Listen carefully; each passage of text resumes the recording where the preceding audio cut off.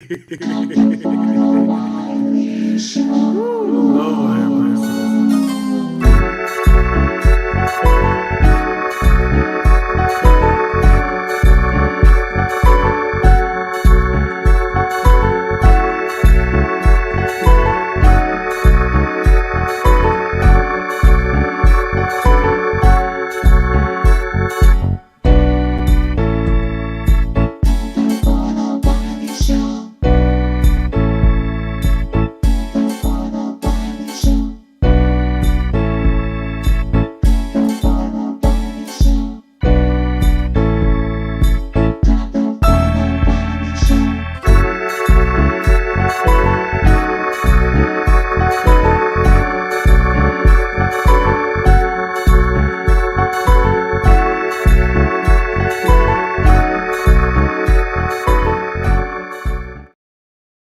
What's up, you guys? Welcome back to another episode of the Wiley Show.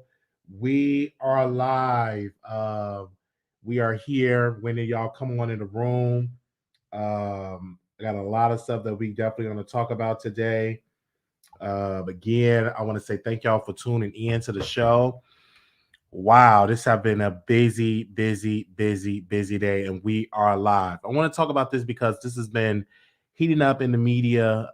Everybody been talking about it in the media right now, and I'm greatly disturbed of what's going on in our airports with Southwest Airlines. As you all know, thousands of flights have been canceled. Some of my friends trying to get back to California. It's just weird. It's just really weird. And people just stuck at the airport. And I don't understand. I don't get it. I just don't get it that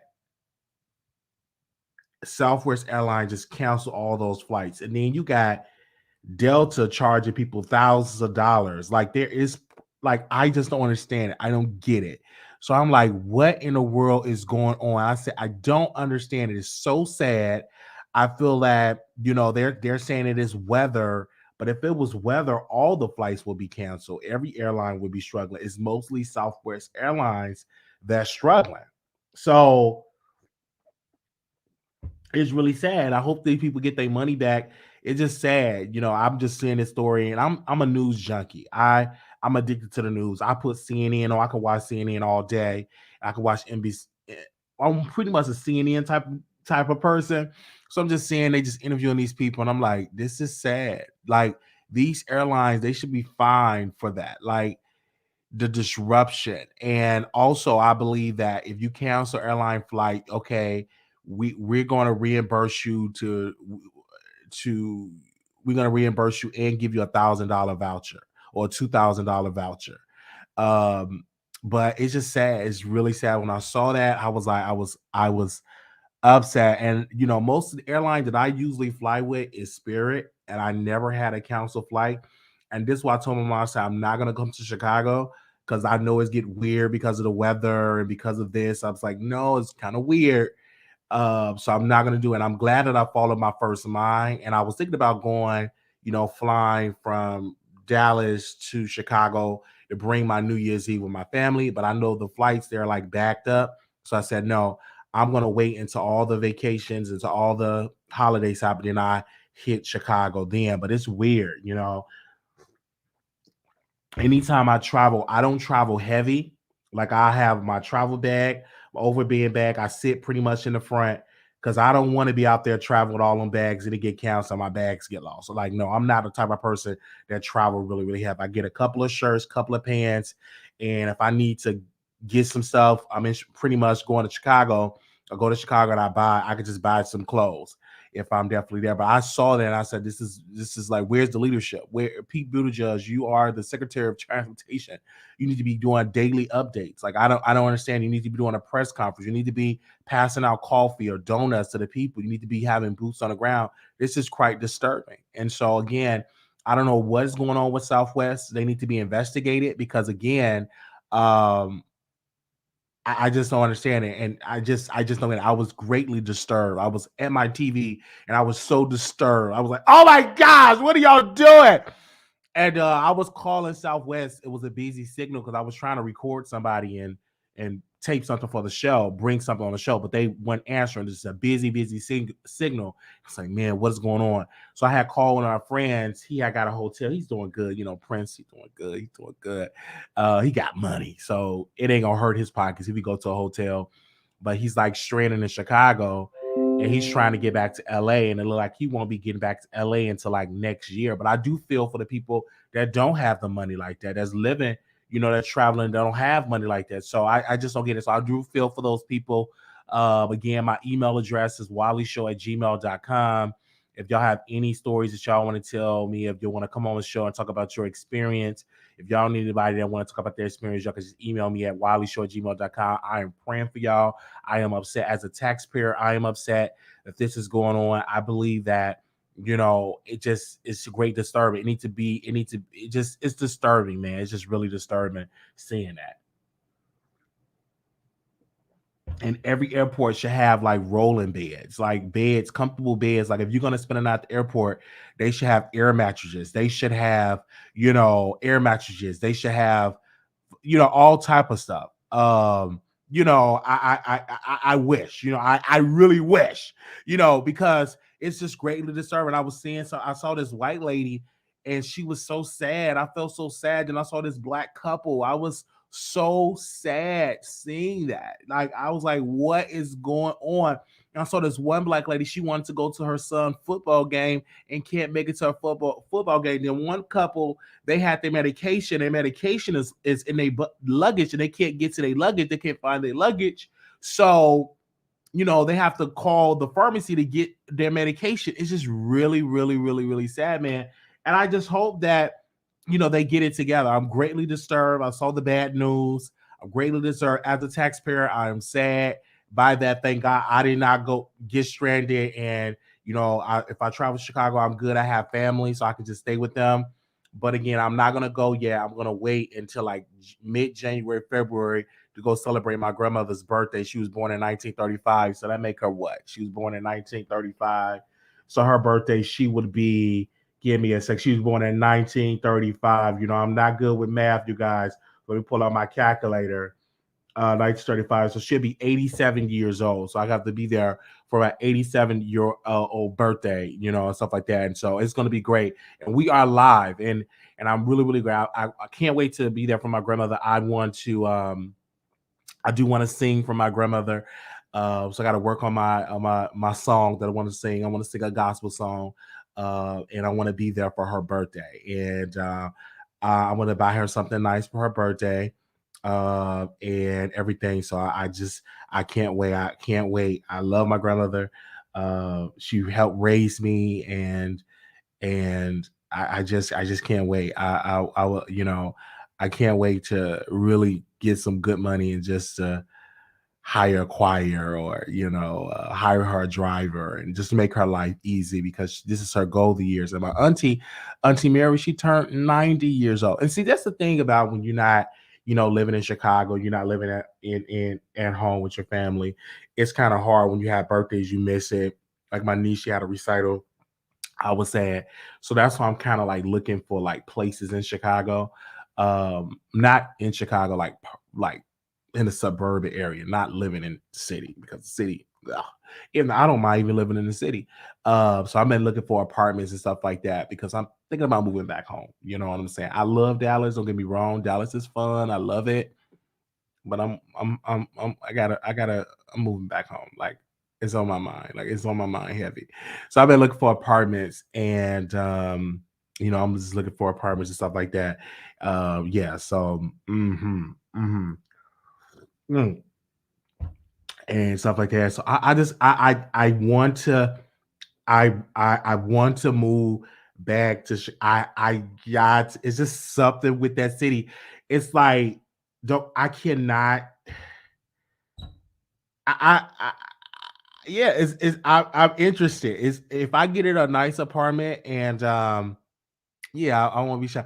But I'm getting kind of, the thing about it is, let me tell y'all, the thing about it is when I moved to Dallas, I got spoiled here in Dallas. Like really, really spoiled. I live in a pretty decent neighborhood. Um, I got really, really spoiled. So a lot of the crime, like in Chicago, I don't have to deal with where I live at in Texas. Like the crime in Chicago is heavy. Like your guards have to be up in Chicago. And I didn't know that my guards were really up when I first moved here to Texas. I used to lock my door, wash my back. They said, "What are you doing?" They said, "You ain't in Chicago." No. I said, I still have that. I'm on alert. Like I watch everybody. If I see a group of people walking, I pause. I got to see where they're going. I don't just rush. I don't go check my mailbox at night. I still have my guards up. I don't go to the gas station at nighttime. Um, make sure I don't have like pricey stuff in the car because I still have my guards up when I go in Texas. And I've always and that's because I was in an environment that in the hood. I was in an environment in the hood. So that type of spirit, I still have my guards up. I'm very vigilant. I still be watching. I still be doing it. I don't carry cash. So if I get robbed, you know what I'm saying, I could just cancel like my IDs and stuff like that. I don't think nobody should be carrying cash because like that's crazy. Because like if they just robbed you and just take your wallet, you could just cancel your cards and be done with it. You know what I'm saying? You get your money back, but you can't get your money back if it's cash. So you learn those type of things, and I've learned all of that.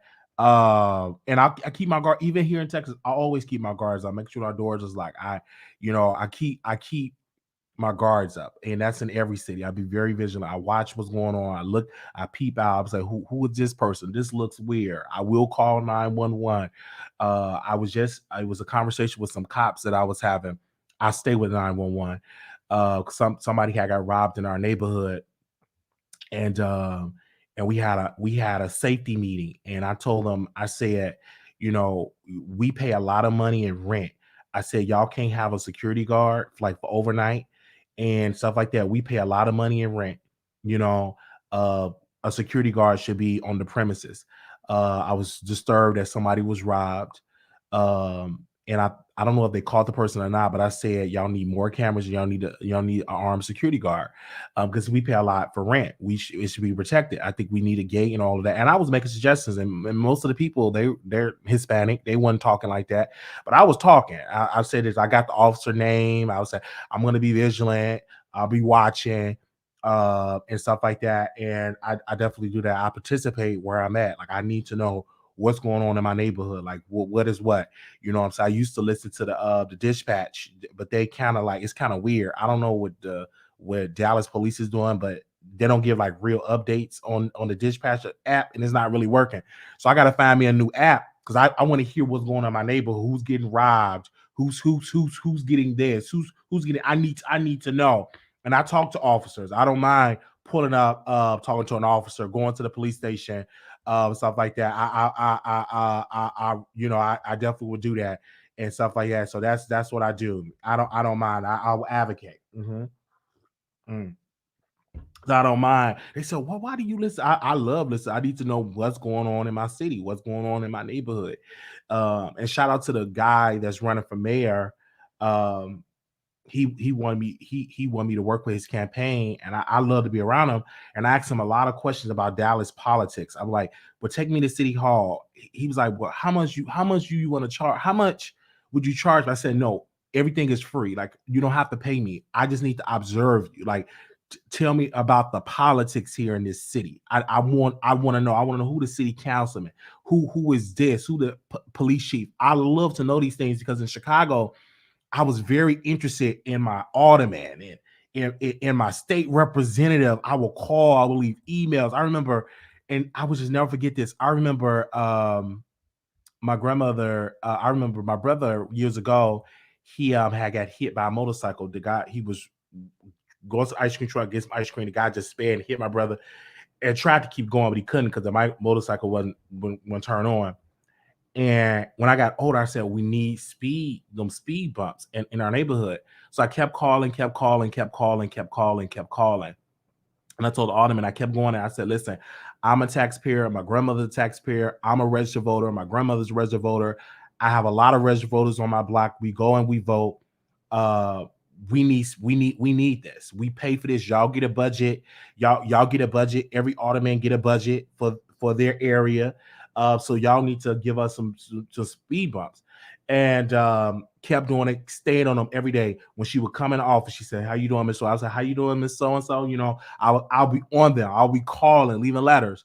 They gave us the speed bumps. My grandmother needs some trash cans. I was on it. We got extra trash cans, and I will always tell them, "We are taxpayers. We are registered voters. We vote." I will even juice it up. I 60, 80 people I take to the polls every election, and I would just get things done. Like my grandmother, she needed a new roof, and she needed a roof and a porch. And the city had this program where they was helping senior citizens get like a roof and a porch. And so I was staying on top of them, writing letters, staying on top of them. And then my grandmother was able to get her she got her roof done. She was able to get her porch done and for free. And it was like, how was it? Like, my grandson, I called, like I stay on it. I'm like, I'm going to call, like I read some stuff, like what's going on. I was always interested in what's going on, like what are y'all giving to help, the senior citizens. So I've always been there. So I want to get back to that. I gotta get a little lazy because life, but I want to get back to that because down here I'm in Texas. I need to know what's going on here in this town. Like what's the politics, who's the power players. Like I want to get back to that because I remember I was very active in our city. I was just very active. I was a very active person. And so I want to get back to that in my community here in Dallas. I have my issues with this city, but I'm like, since I'm here, I want to be a part of it. And so because I'm interested, like it's something that's on my mind that I'm passionate about here in the city is public transit. Even though I don't take public transit, but I know we need public transit from Plano to Frisco to Dallas. Like it needs to be more connected of public transit. And the reason why I say that is because so many people want to work, but they can't afford to go to all these places because the public transit don't go to these places. So I'm very on it. I'm very, very on it. So I've been talking to people about Frisco and Plano, like when are y'all having y'all town hall and what can I do? I've been writing letters because I really want that. And so, oh, that would never happen. I said, no, never say never. I'm not going to take no for an answer, but I'm always interested. Like Dallas, we need better transportation because the transportation here, it sucks. It's weird. It don't make any sense. They go, the routes just don't make sense. And so I have to be on that. So I want to participate that way, like, because and they need, transportation from Frisco to Plano, and it needs to be in good working hours. Like, I should be able to get on the bus when I'm in my area, go to Plano, get on another bus, take me to Frisco, get on another bus, take me to South Dallas. Like, it needs to be that connected. I don't care what people say about Chicago. The best thing I love about that city, I can't talk about New York because I never lived in New York. Chicago is so connected. You got the suburban area, you can get to the city, you get to South suburb, like it's so connected. I was able to get from Inglewood to Amherst, Illinois, on public transit. On public transit, I was on the CTA, went all the way and got on the pace. We're that connected. So people can say what they want to say about Chicago, the violence, but one thing that city have is the backbone of that city is they public transit. And then also the suburban areas is that public transit. I have to give you kudos. So if you don't have a car, if you need to get around, I was on that when it came to that public transit. You know what I'm saying? So, mhm. Yeah, so that's how I understand. Like the public transit definitely have to be on it. You know what I'm saying? Definitely have to be on it. It needs to be connected. Transportation needs to be 24 hours a day. It needs to be 24 hours a day. Because the reason why I say it needs to be 24 hours a day is because people work 24 hours. Like people work the morning shift, people work the afternoons, and that helps the economy. When people get around, it helps the economy because everybody don't want to drive. Me personally, I don't. Like I do it. I got a car, but once I'm done with, I don't mind getting back on public transit. I love public transit because number one, I ain't got to worry about driving around. I can read my book. It's great exercise. Public transit does a lot. You get great exercise because you got to run and all that. I was definitely in shape when I was on public transit, but once I got out of public transit, child, please, I got in the car and I got lazy and all that. But now I said, I don't mind getting back on the bus. I don't mind getting back on the train. Only reason why I didn't stay on public transit is because Texas, their transportation is weird. They never would drop me off on my job. Never. It was weird. You have to walk, walk, walk. I remember one time I was working at Madison on Marsh, that nursing home, and I was working there, and I lived somewhere, and I was able to get a bus there that dropped me off. But then when I got off at 10 o'clock, no bus was running. So I would have to get off on Madison on Marsh, walk a good 30 minutes, 30, 40 minutes, and walk home because I didn't beg people for rides. I'm a grown man. I'm not going to ask for a ride. I'm just going to walk. You know what I'm saying? And then some of my coworkers, they would see me walking, they'll offer me a ride, and I would give them gas money, but I never would ask somebody for a ride because I don't mind. I said, I will walk like in dark time. And it's dangerous because number one, you're walking in a predominantly Carrollton, Texas, white, and you black. So, I was like, oh my gosh, please don't let the police. Like, I just let me just get to my destination, and it is what it is. And so I'm like, what in the world is going on? Like, y'all need the public transit. Y'all definitely need the public transit. And so I would just be walking. One of my coworkers, she felt so bad. She was like, oh my gosh, Wiley, when I work, you don't have to take public transit. She was so nice because she didn't know I was walking. And the supervisor's like, why you don't tell people? I said, sir, I'm from Chicago. I don't believe in asking for a handout. As long as I got my legs, I'm going to walk. And I didn't mind it. I would literally walk, and I would walk home. And then every once in a while, somebody would give me a ride to get back to, but it kept me in shape mentally. So physically, I was in shape because it wasn't no gym. You walking and running for the bus. I remember I would I have to run for the bus because you just don't know. Texas bus schedule is weird. So I was just running, running to get in the hey, stop it, hey. I used to know how to hit it. I used to know how to run. And so I was in shape. I was very in it. I was that way, and I've always had that mentality. Even when I was working in Elmhurst at Park Place of Elmhurst, I was working there, and it was like a snowstorm. It was snowing bad, and here I am just with my book bag and walking. And I would walk through Amherst Hospital and go right to Park Place. Like they was like, wow, you come all the way from Inglewood. The supervisor, they was shocked. They was like, that's a long distance on public transit. And I said, it is what it is. And we would have I used to love working there because at Park Place, because what it sparked in me, I love talking to like people that's not from my neighborhood, and they just thought I was just a gangster and a thug because it was an article that came out about Inglewood, about gang members and stuff. So the administrators, oh my gosh, Inglewood is so bad. What's going on in Inglewood? I said, any place. This is Elmhurst, correct? Yes. I said the income in Elmhurst is good. Would you say? He said, yes. Mostly homeowners. Yes. Unemployment is low. Yes. So I said, just imagine if you lose all of that. People can't find jobs. People losing their homes. The schools are bad. Everything is bad. What would you think would happen to Elmhurst? So what would happen? Crime. Those same nice little white people that you see walking their dogs, crime. Because if you in a bad environment with bad schools, bad education, bad all that, this would be a bad area. So the reason why this area is nice, safe, because the income is up there, good school is up there. You understand what I'm saying? But if you lose all of that and you have generations of just lack of resources, this would be a bad area. So let's not criticize Inglewood because Inglewood is at a disadvantage because they're dealing with decades of inequality, decades of no investments, decades of bad management, decades of miseducation, you're dealing with decades. So, that's what I have to say. He said, oh, you have a good point. I said, thank you, sir. And I would continue to vacuum. We would have conversation. And people would be shocked that I would be talking to the administrator like that. I didn't have my head down because, sometimes when people talk to white people, they get nervous. Yes, sir, boss. And yes, sir, it's so bad. We talk about politics. We talked about Republicans. We talked about Democrats. We talked about independents. Like, we would just be talking about stuff. He used to read the newspaper, and he would bring it. I would clean his office. We would talk.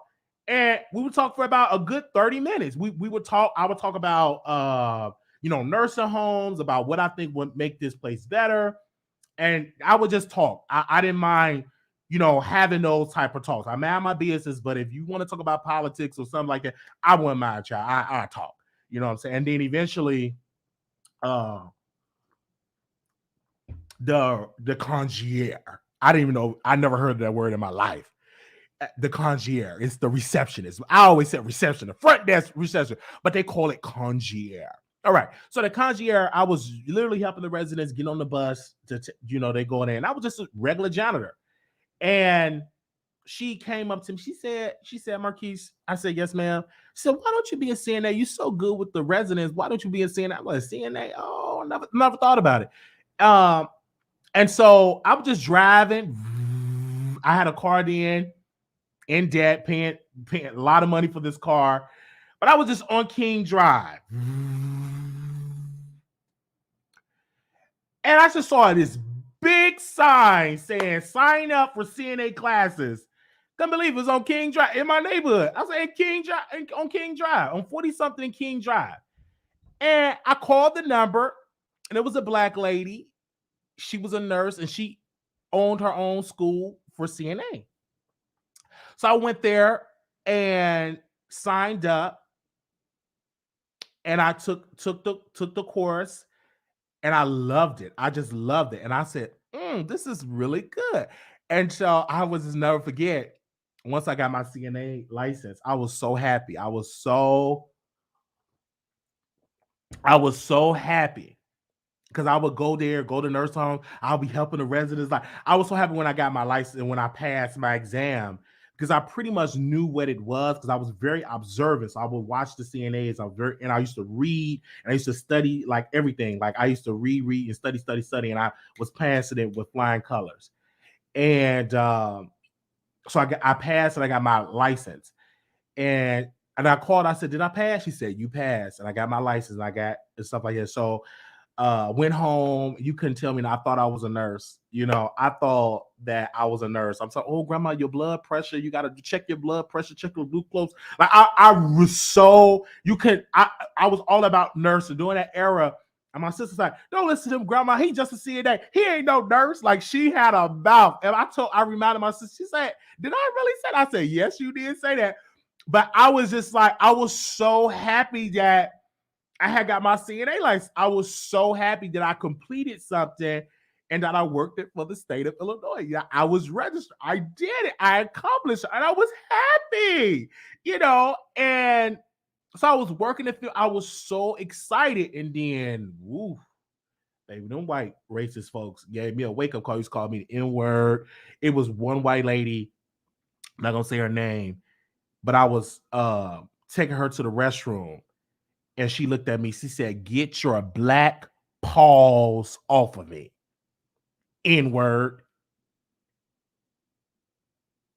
Get your black paws off of me, you N-word. Like, I'm like, and I ran in the restroom and I cried because I didn't know. Like, I never was called the N-word like that. Never, unless, never. And it broke my feelings. I was so hurt. I cried. I was ready to quit. I said, I can't believe this one lady called me the N-word. And she said, "Get your black paws." Like, I cry. It's like I had to talk to the veterans. It's like, don't take it personal. They lived in a different era. They got dementia. I didn't know any of that. It just hurt my feelings. You know what I'm saying? So I went through all of that, and I was like, I can't deal with this. I can't deal with that crap. And so it was really rough, And at Park Place, I remember I was a security guard because at Park Place, I did everything to make money. They said, "Marquise, we need a security guard. Can you work overnight?" I said, "How much it pay?" I said, "Yeah, I could pick up a couple of hours." So they couldn't get a security guard, so I was picking up extra shifts. This is before, was I saying that? I think I wasn't. I still was a janitor. So I went to the unit, and I saw the resident. They wrapped the resident with bed sheets, like she couldn't move. Like they had this lady wrapped up. I said, "Are you okay?" And the resident she couldn't really communicate, but she said no. And I asked the CNA, I said, well, why do y'all have her like wrapped up like that? I said, oh, because she keep moving. And I said, okay. And I was like, this is weird. This not right. And I was saying to myself, because I didn't know what to do. And it was like in the middle of the night. So this is not right. So I was having a conversation with the housekeeper manager. I said, they had her like tied in a chair. And I said, that ain't right. I just can't, I can't get that out of my mind. Like, why would they do that? And she said, did they do that? I said, yeah. So I had a meeting with the with the administrator and with the nursing manager, with the DON. And they said, did that actually happen? I said, yes. They had her wrap, and it was on the camera. So they went to the camera, and you just see the lady when they was wrapping her around. And they asked her, and they said, what happened? Why did y'all have her like, oh, because she was cold. They literally had her wrapped. And I couldn't believe it because I was new. Like, I just couldn't. I'm like, oh my God, they had a lady just strapped like she couldn't move. And I thought about my granny. I really thought about my granny. I'm like, I don't think that's right. So um, so I was just talking to my manager, and I was just talking, and she told the DON and the administrator. I didn't go to I was just talking to my manager. We just regular talking. I was like, is that is that right that you wrap somebody on? Because I saw that last night, and it's just weird. I didn't feel right. So she told them that that happened. Like she went to tell them, and I said what I said. You know what I'm saying? They lost their job. They got fired. They tried to file unemployment. They got denied because of that. They lost their license and all of that. I didn't feel bad. At first I felt bad. I'm like, oh my gosh, no. But in reality, I didn't, because I'm like, you crazy? Why would you do something like that? You can't do that. And that's crazy. And then one of the coworkers said, they said you told. I said, I did not. I didn't say nothing. What? Did they say that was big? I know I could deny some ish. I didn't say that. What? No. And she never brought it back to my attention again. But she had came to me. She said, I heard that you said that, but I said, it wasn't me. Mm. So she came, I said, it wasn't me.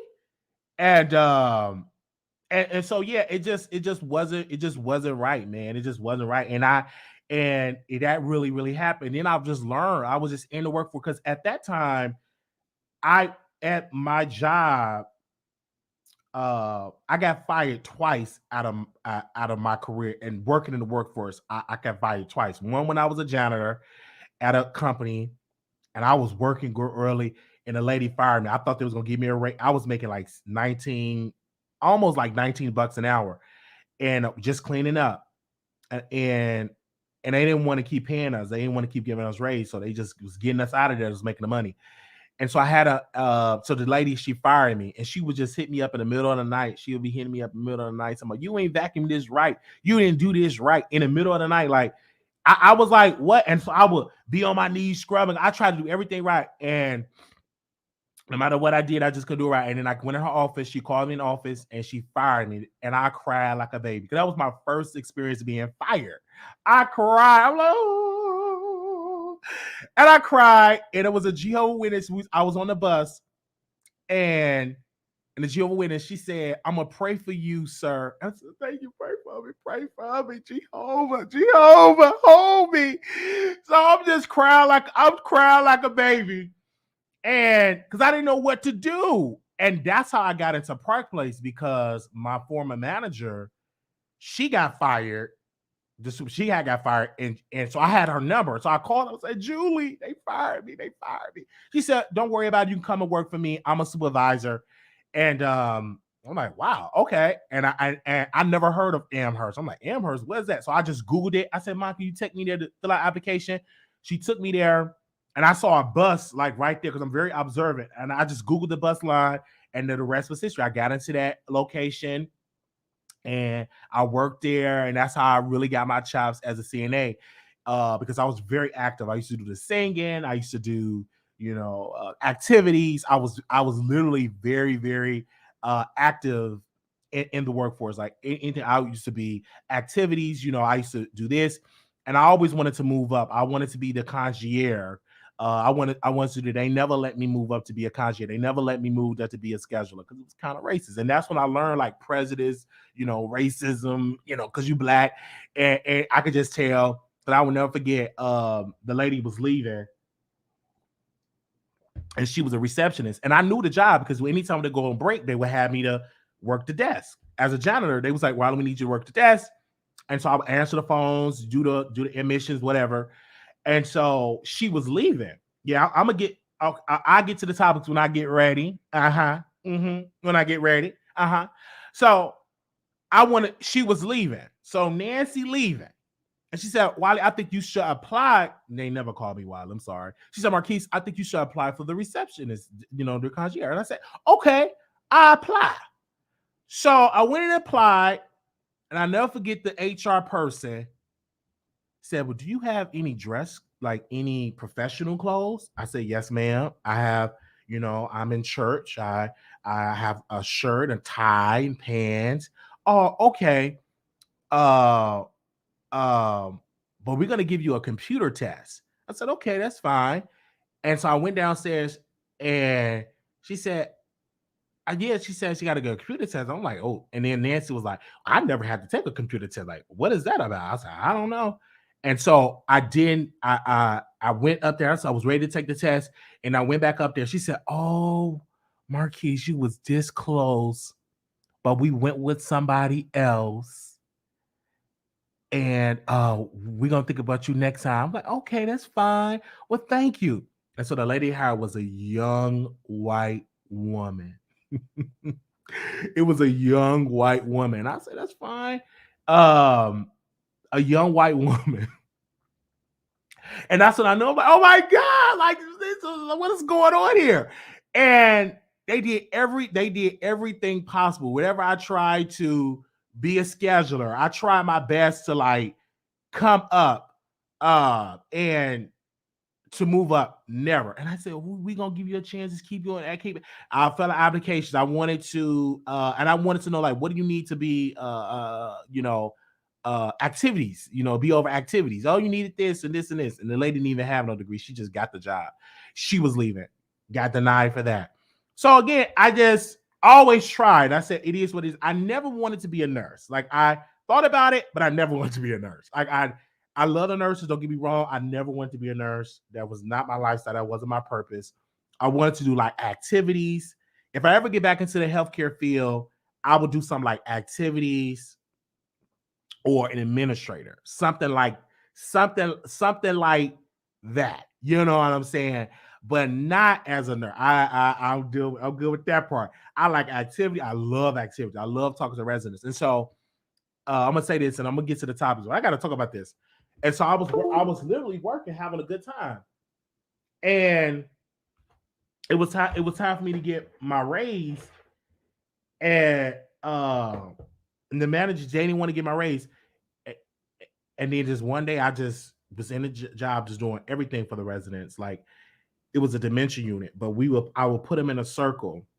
We'd be in a circle, and we would have conversation, and they would talk about their life, their husbands.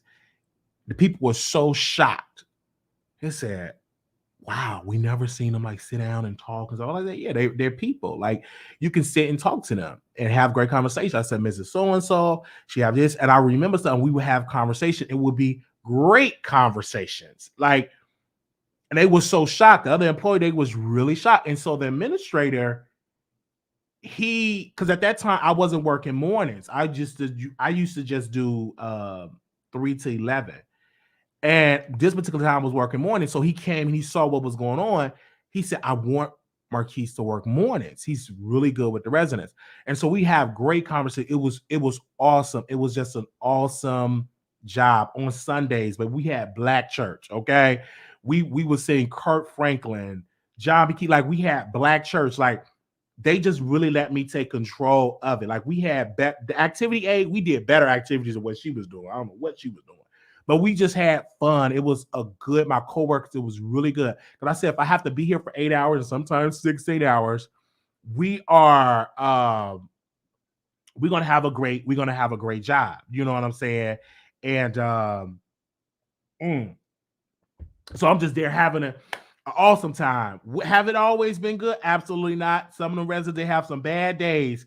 I don't need to listen to you. You an N-word. Get out of my room. Blah, blah, blah. And then you have those residents that, you know what I'm saying, was my favorite. And it was one resident. She every day she would just fight me. She just fight everybody. But she just couldn't stand me. If she see me coming, she'd bump her walker. She'd hit me with her with this. Like she was that aggressive. Like she just was a fighter.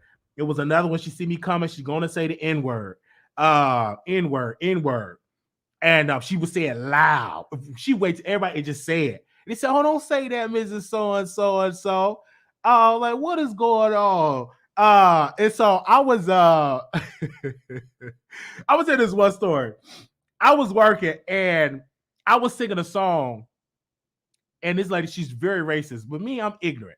So I'm singing a song, I dreamy, and she would cut me off. A white Christmas, white. I'm like, what is going on with that lady?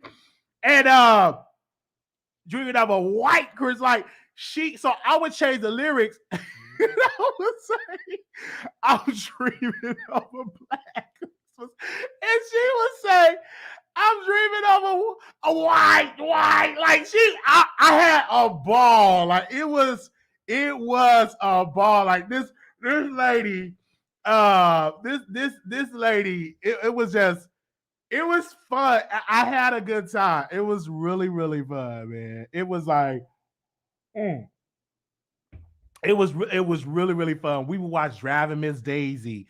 Um, we would just have a good time. Like it was so fun. I control, like it just was so much fun and stuff like that. And so yeah, that's what they would say. Man, it was fun. We had a good time when it came to that. A good, yeah. So it was one resident, you know, he went. I went to he went on a whole rampage about Dr. King. Like it was just something about Dr. King that he said, "Oh, I was happy when I heard. I celebrated." And he was just Dr. King, and I said, "Oh, I love me. So I love Dr. King. Yeah, I remember back in such and such." I said, "Oh, what you talking about, Dr. King?" Yeah, I remember. You know what I did? I said, "What you do, Mister So and So?" I was happy. I was so happy. I celebrated. Like it was like the racism, like it it was like shocking. I was like, wow, these people. And then I had to go back to the era. It's like these people were 20 some years old during that era. Like they were young people, and now they're old, and some of them just still racist. Like, wow, it just fascinating. I said, I said, I used to say to them, I said, well, sir, after all of that, I'm here to take care of you, and I'm black, and I'm here to serve you. I'm here to serve you, and it is what it is. I got to do what I have to do, sir. I'm here to serve you. Ain't no white workers. I said, no, sir. It's no white workers. We don't have any white workers in the building, sir. Do you want me to take care of you, sir? Well, since it ain't no white word, I guess I have to deal with you in words. Get to it. Like it was like you have to deal with it, and people wonder like, why do Wiley got thick skin um on YouTube? Like because I dealt with a lot of that in these nursing homes. So this stuff that be said on YouTube don't bother me, man. It is what it is. You know, I would code switch in a second. I used to love code switching. Code switch, I used to love it. Oh, how you doing, Mrs. Robinson? Oh, how you doing today? Jesus love me, this I know, for the Bible tells me so. I would cold switch. I could cold switch, baby. Like I would cold switch. You know, in the hood, I'm ghetto, rap ghetto. But I went there, I put on that. I cold switch in a second. Jesus love me, this I know. Like because I didn't know any of them type of songs that you just say. I just, you know, and it was one song, one of my favorite was Holy, Holy, Holy Lord God Almighty. Da, da, da, da, da, da, da, da, da. I used to love it because I would study the song. I would go home because I didn't know any of them gospel songs. So I went home and I studied. I YouTube and I came back. I used to meet them at their level. Oh, that's the Joel Osteen, And it was one song. What other song they used to sing? And I used to by the light of the silvery moon, I want to spoon. Do do do do do do do.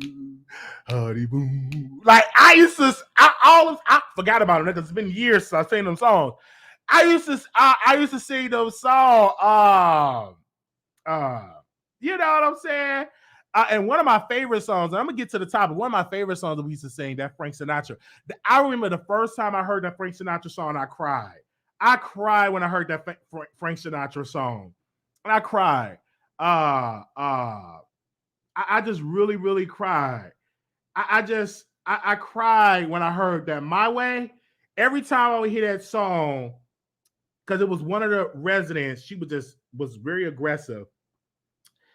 But I would come in there and I would sing that song and we would sing together and they were shocked because they didn't know that she was calm down. She was singing that song with me and we would just sing. We would just sing that.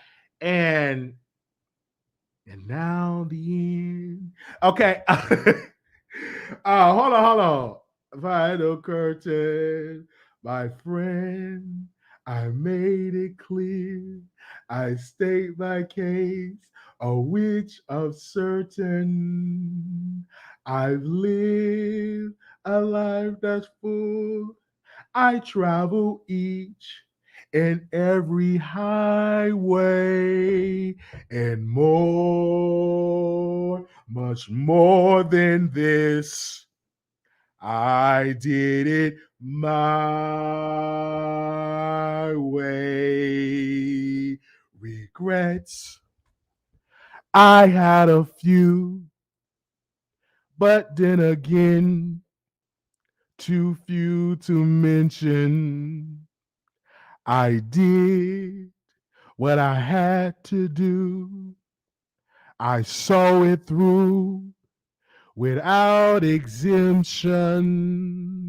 I planned each charted course, each careful step along the byway, and more, much more than this.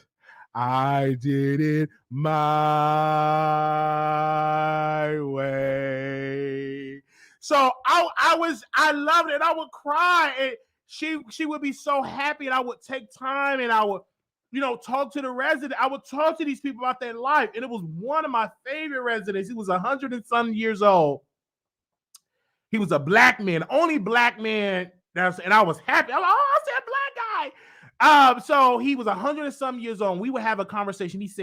I said, what do you think about this generation? I think this generation is great. He said, why do you think people talk bad about this generation? He says, sir, every generation have its challenges. In the previous generation, they always want to criticize the new generation. When I was coming up, the previous generation would come, y'all listen to y'all change it. So just keep living, be yourself, know your purpose. And we would just have great conversations with him. He was 100 some years old. He was in assisted living, and we would have great conversations. Like he would not hit the call. And when I'm on there, I knew everything about what he needed. We have great conversations. I would talk to these people. He was 100 and some years old, and I would have these conversations with these residents. And he was a black man, and he did good for himself, and we would just have great conversations. And he was like, what? I said, wait a minute. And so the resident, the coworker, they say, yo, daddy on the call line again. I said, I got it. And we would have great conversation. I would take him to the restroom, sit down and talk to him, because most of these residents, you have to understand, That's their home. And a lot of them are lonely, meaning that they don't have a lot of their family coming to see them. So we are their family. We are their loved ones. We are their companions because they don't have, a lot of them, their family come and they just dump them there and they leave them. We're there most of the time. And most of the time I'm working 16 hours. So 16 hours a day, I'm there with them. So I'm not, I'm gonna make sure I have a good, peaceful job. And so that's what we had. And it was just a great opportunity. It was really, really great. And I love Park Place. Like Park Place is one of my favorite places. Y'all, shout out to all y'all over there. I love y'all. It was good. It was a good place. One of the best places I worked at, and the food was delicious. The food was delicious because they didn't mind us eating with the residents. Because when I came in, I said I think we should start eating with the residents and conversate with the residents. Like when they eat breakfast, I think we should eat breakfast. I think it would make them eat more if they see us eating and conversating with them. And so, oh, that's a good idea, Mr. White. I think we gonna start that. So the next week they allow us eat with the residents, right? And I loved it, man. That bacon and eggs, and we would talk with the after we get through feeding, we would eat. It was fun. It was really, really, really, really fun. And I remember, and then I wanted more money. So I was advocating for all of us. I think y'all we should have a petition. We need to increase the money. And so soon as I was going to a new place because I wanted to work close to home, I just got tired of the distance. They increased the pay like to $16, $17 an hour. They started increasing the pay. And they said, Mr. Wiley, thank you. And a lot of people was thanking me because I advocated for us every meeting. I said, what would make your job easier? I said, one of the things is to pay us more. That will make it a whole lot of easy. So we don't have to work two jobs because they were saying, we need more people. I said, if you pay us more, then we can make an extra pick up extra shift. And then also if a person's picking an extra shift, give us bonuses. So they implemented the bonuses and stuff like that. So every time we had a meeting, I would bring it up because I was never afraid to talk. I was never afraid to talk and to bring suggestions. I wasn't the type of coworker just talk about management behind their back. No, when it was time for us to have a town hall in a meeting, my hand was raised and I was very professional when I talk. I wasn't like the rest of them ghetto ratchet. I was very professional, very professional. I said, sir, I just think that will be great. I think having a raise, giving us bonuses, I think that will help. And when they start implementing them bonuses, more people start to pick up shifts. And it was just great. It was a good opportunity. So again, you bring stuff up and be professional. I used to bring it up. I didn't mind bringing it up. I used to bring it up anytime we had a meeting. I was always good talking, advocating not only for the residents, but advocating for my fellow coworkers. I will always advocate for workers. Like I'm always going to advocate for workers, even though I'm not even in the field anymore. I'm still going to advocate for workers. I'm still going to say we need $20, $25 an hour. I'm still going to advocate every time. I don't care who I'm talking about. I'm still going to advocate with that. I will never forget that because, and what that taught me, and when I catch a YouTube, I'm really good talking with people. Any room you put me in, I can do a great job talking to those people. But you know what I'm saying? So again, I had conversations with DONs and I was learning something about the nursing field. Like it was one DON, she said, Wiley, the industry is changing and we're getting younger and younger people. And a lot, it's not no longer grandma and grandpa in nursing homes. We're getting younger people, and she was right. We're getting people in their 20s and their 30s. Is getting more younger. And she said also we're getting more mentally ill residents. And so we things need to change. I said, yeah, I think they need to send a lot of CNAs back to school to train them about mental health, and we need to get paid for that because we're no longer just having just grandma and grandpa. We have people coming in with illnesses, coming in with drug habits, all type of people in these nursing home, and the people they're gonna bring them all in. So it's not just grandma and grandpa anymore. The business is changing because it's not a lot of people. You just can't have a model just for them. So you have to reach out to the drug addicts. You have to reach out to the young people that can and bring them in a nursing home that have problems. So again, and I used to advocate for that, and we used to have great conversations, man. I used to have all type of people. I don't mind having conversations about the business, and I always interested to know about the business, because now in nursing homes, it's a lot of mentally ill, residents in nursing homes, and and a lot of them, and a lot of people are not equipped to deal with people with those type of illnesses. We just train to do regular patient care. We're not trained in mental health. Like, they don't give us training in that part. So we definitely need training in that part, and they're definitely underpaid. So we have these conversations, y'all, and I don't mind having these conversations. I will always advocate for CNAs, patient care techs. I will always advocate for nurses. I will always advocate that, and I was always great, and I was always at odd for that. Okay.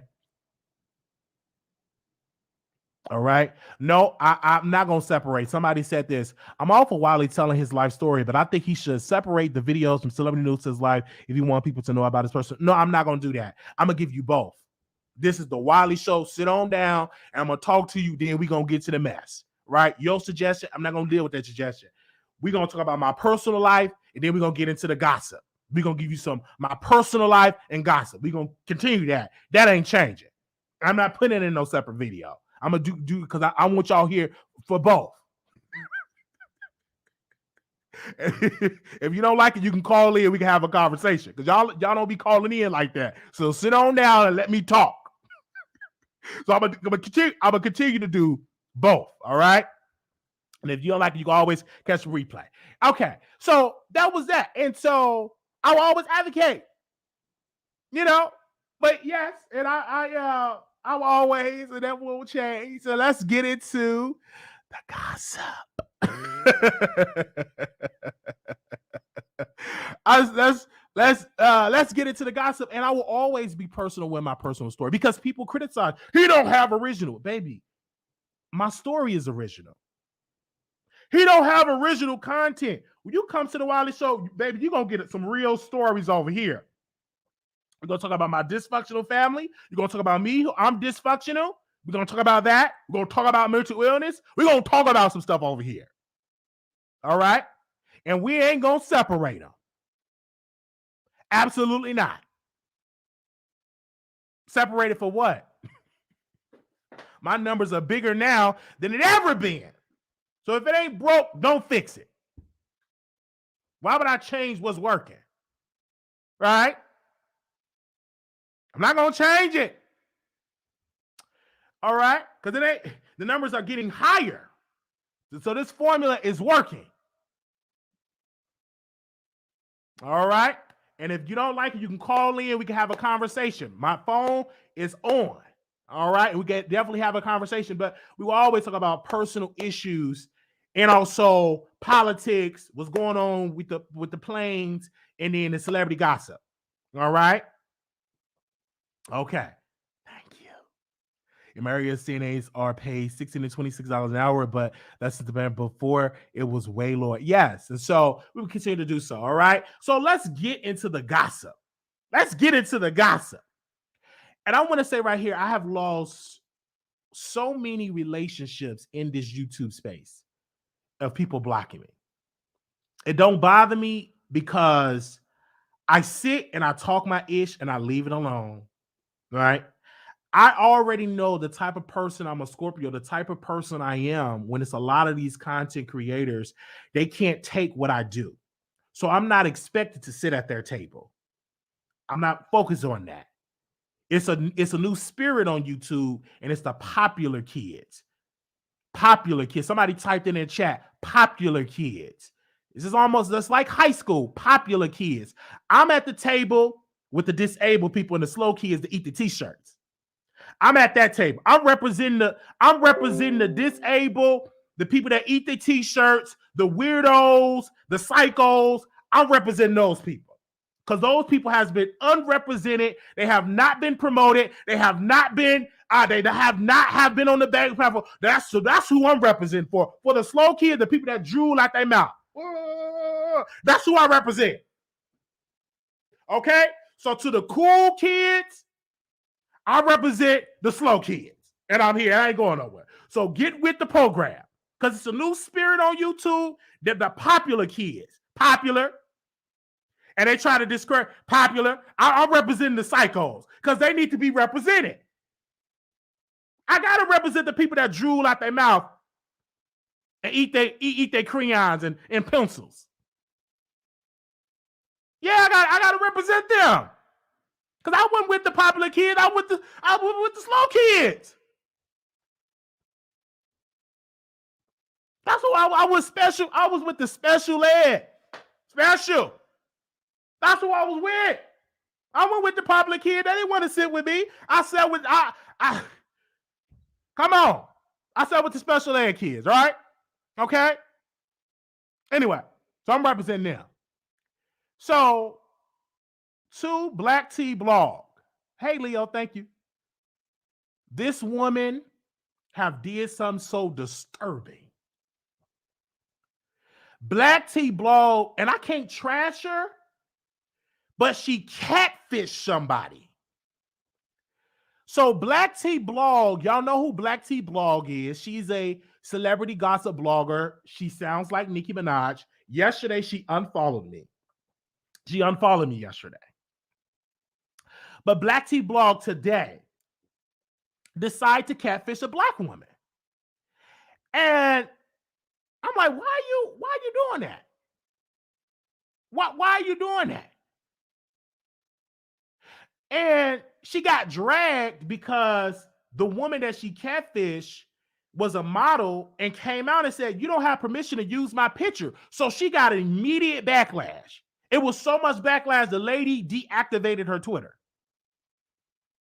But my thing is this, though you not a 10, because she's not, I'm not a 10, but put on the makeup.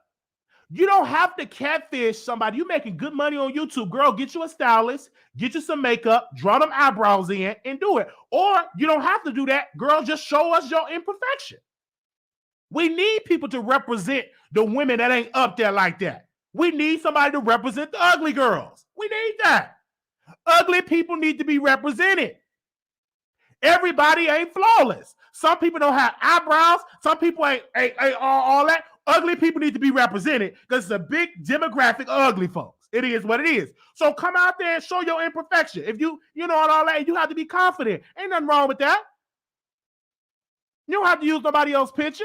Use your own and put it. Like with me, when I did my logo, I said, make the eyes straight. Because the guy, shout out to my graphic designer, he said, do you want the eyes to be cross? I said, no. I want the eyes to be straight. I want the eyes to be straight. So we made the logo, and it's a good logo, pay nice money for it. And we've been using that logo for years. But I said, I'm going to show myself on camera. Yeah, because at first I used to say, oh, let me just put on the, I said, I don't want to put on no sunglasses. I want people to see me. I want to represent for the cockeyed people. I want them to feel welcome. It's a lot of people that eyes are crossed. They cockeyed. So I want to represent that demographic. Everybody's eyes is not straight. Everybody don't have straight eyes. Everybody don't walk straight. Yes, I walk with a wobble. Yes, I walk with a limp. So I'm going to represent the people with the limp and with the cockeye. Yes, I'm fat. I represent for the fat folks. So I'm going to represent for that demographic. Everybody ain't got muscles. Everybody don't have a six-pack. Some people got extra titties. Some people got jelly rolls. Some people ain't got no neck. So represent that and be proud of it and represent it. And if you don't want to be fat, get on a diet, hit the gym, and change your lifestyle. But if you ain't going to do it, appreciate the skin that you in. Appreciate it. I'm happy. I'm going to represent them. I always show myself on camera. And I talk about people. I'm not going to stop. You put your mama on camera and she got all that makeup? Yeah, take all that makeup off. What about your mama? You can talk about mama. I talk about my mama. It ain't going to bother me. So back to Black Tea Blog, for her to use somebody's picture is greatly disturbing. And I'm going to say this to Black Tea Blog, and I know she watching. She have the tendencies of picking up other people's spirit. She picked up Nicki Minaj's spirit, and she started sounding like Nicki Minaj. I could just see her in her closet listening to Nicki Minaj interviews, listening to her music over and over and over, sounding like studying Nicki Minaj. And then when she talked, she talking just like Nicki. Drop a tear. She laughed like Nicki Minaj. All right.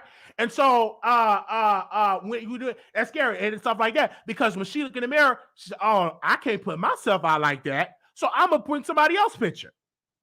And she talking a lot of mess about everybody. So show yourself. And when people hide who they are, it's because they don't want to be dissed. Because they know if I put myself out there, I'm gonna get dragged. So that's what they hide. That's what they under thumbnails. That's what they hidden. Because they can't take coming. You got to have courage to come out here and strong to show yourself. Most people can't do it.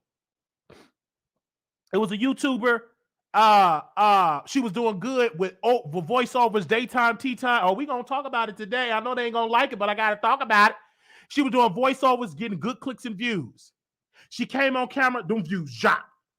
Everybody can't do live shows on camera. That's a special skill set. Soon she started coming on camera, people started criticizing them teeth, right? The views started to drop, and then she went back to doing the voiceover because everybody can't do what we do. This take a special skill set when you come on camera. It's a difference. Soon when she came on camera, people criticized her teeth. Oh, they said she was boring. They said she was dry. And then she went back and she got discouraged. The lady got discouraged so bad, she stopped doing YouTube. She got discouraged. I said, that lady got discouraged. She just stopped doing YouTube. She stopped doing it. So back to Black Tea Blog, put on some makeup. Or show yourself. If you ain't got no eyebrows, show it. You beautiful. Represent for the girls. I represent for the people with disabilities, and I'm proud of it. And I ain't gonna stop. Because if you keep using somebody else's picture, you become a target. Because you are a big content creator. You latch yourself to Nicki Minaj. You already got the Cardi B fans on you. So if you use somebody else's picture, they know that ain't you. Because we seen the real you because Cardi B posted your picture. So when you use somebody else's picture, them Cardi B fans is going to be in the chat, is going to be DMing and track down that lady. Like they tracked down that lady, that Black Tea Blog took a picture of that lady. They tracked down that lady. They tracked her down. And that lady, she responded and said, why are you using my pictures? Why are you using my pictures?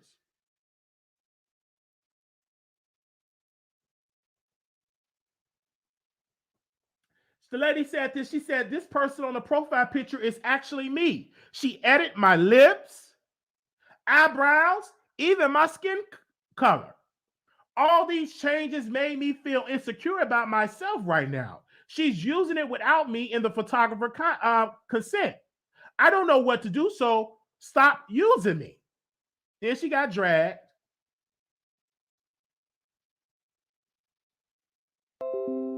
And then let me go and see what she said and what Black Tea Blog, her response. Give me a second. Let me see if I can find her response of what she said. Then Black Tea Blog said this. She responded. She said, I'm sorry about all of this. And again, to anybody that was hurt, 2023 could be different. Taking this more seriously. I can reach people with my videos. I want to make sure moving forward, I'm pushing more integrity. They said, waiting for my logo to be finished. Okay. And that's all you have to do because we knew that was going to happen. And she should have known that.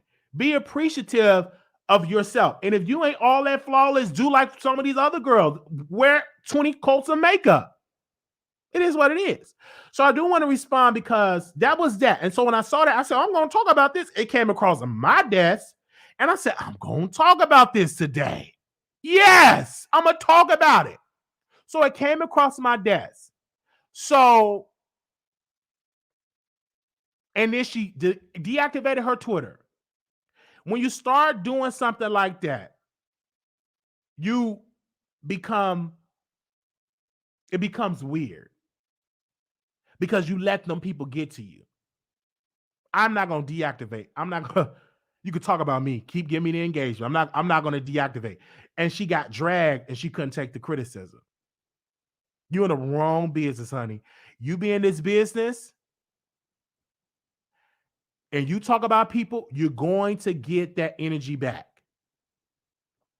You're going to get the energy back. Okay? And so a lot of y'all don't follow me on Twitter. So I'm going to post it on my Instagram. All right? But I saw it on Twitter and I said, oh, we're going to talk about it. Okay?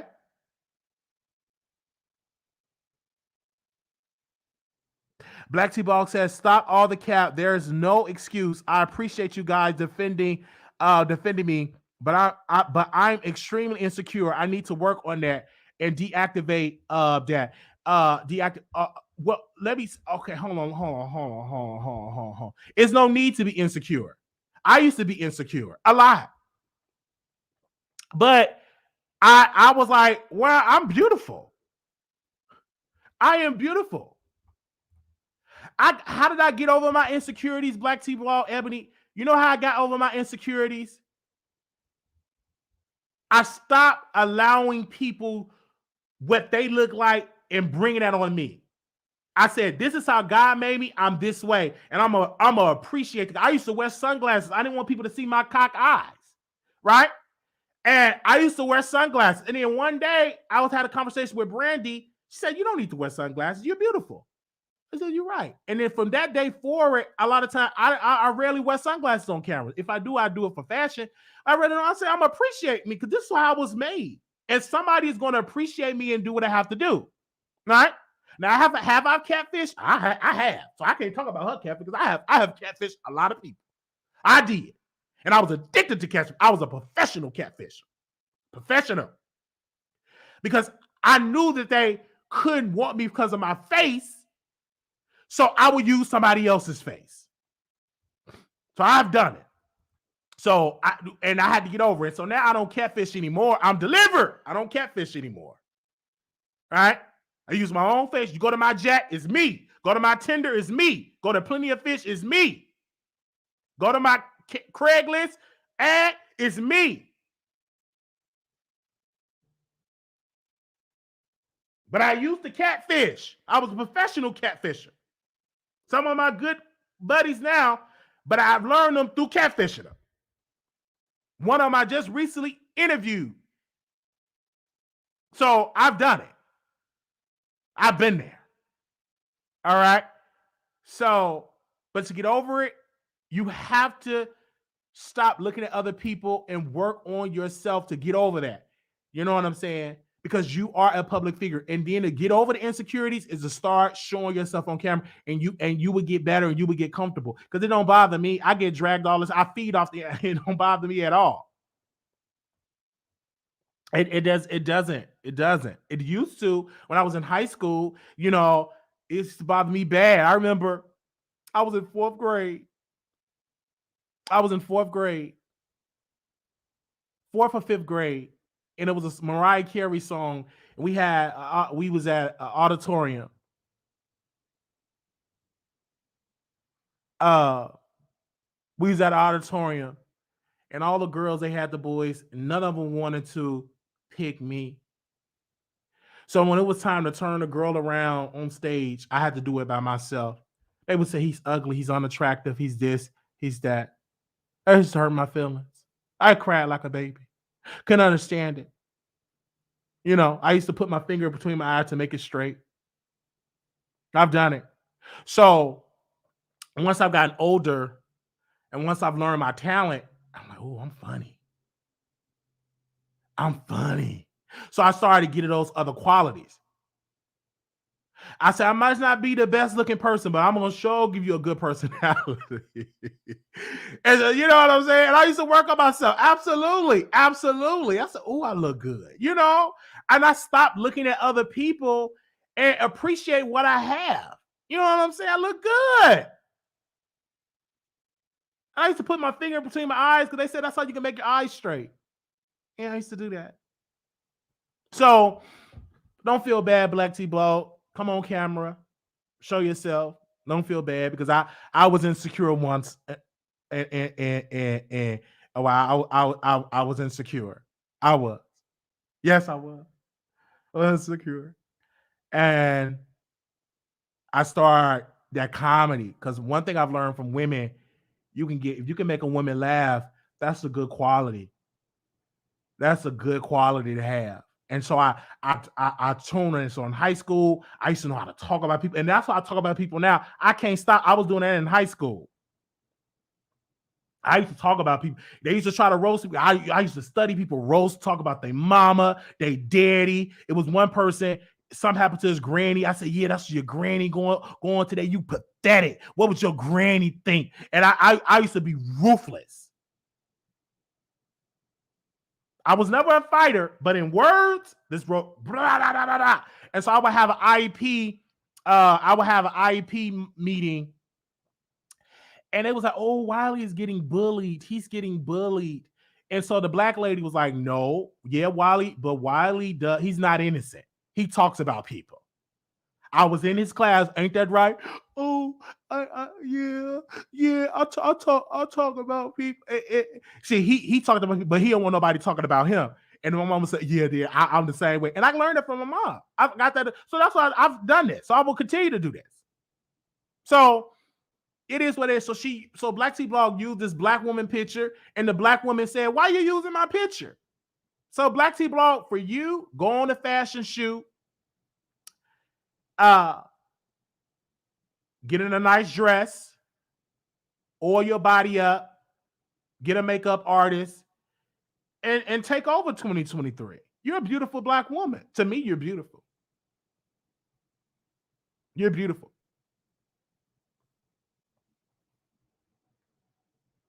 You know, in my humble opinion. People say my blog will continue to run. I'll be back. I'll be back to social media in April. Ebony, you better go live and get these clicks and views. Don't be taking no break into April. April. You better oil that body up, take you a good picture, put on some, man, please. What? You ain't running me away to no April. Man, please. Take a photo shoot. April. You're beautiful. We may not always agree. But to me, you're beautiful. And you keep up the good work. Don't be insecure. But if you need to take your time, take your time. If Nicki Minaj come back tomorrow, you'll be back tomorrow. Maybe you talk to Nicki. Maybe Nicki coming back in April. Yeah, maybe Nicki is coming back in April. April. Maybe she coming back in April and releasing a new album. Yeah, maybe you'll come back. But if Nicki come back on Twitter, you'll come back. You'll come back. You don't need to get a BBL. Don't you get no BBL? There ain't nothing wrong taking a break. I ain't getting no BBL. Somebody says I'm not getting no BBL. No, absolutely not. You don't need no BBL. Don't change your body up for these people. Then you got to end up in surgery and getting all pus and get all that concrete out. Don't do that. No, a BBL. No, that ain't healthy. Anyway, so no, all that concrete, and they got to put all that cement. You get sick, then you got to remove it, and you're gonna be ended up like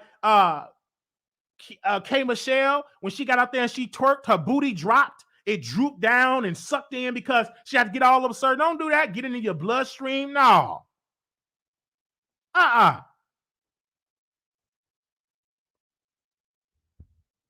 I wouldn't do it if I were you.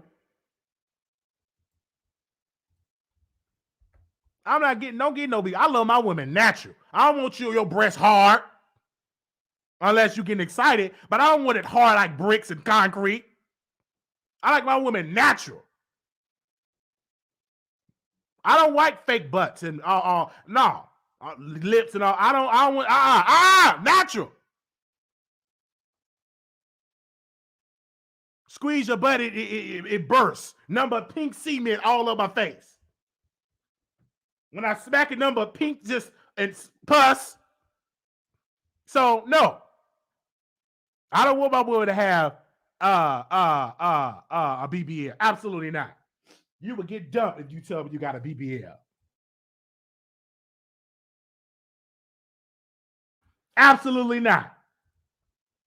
I like it natural.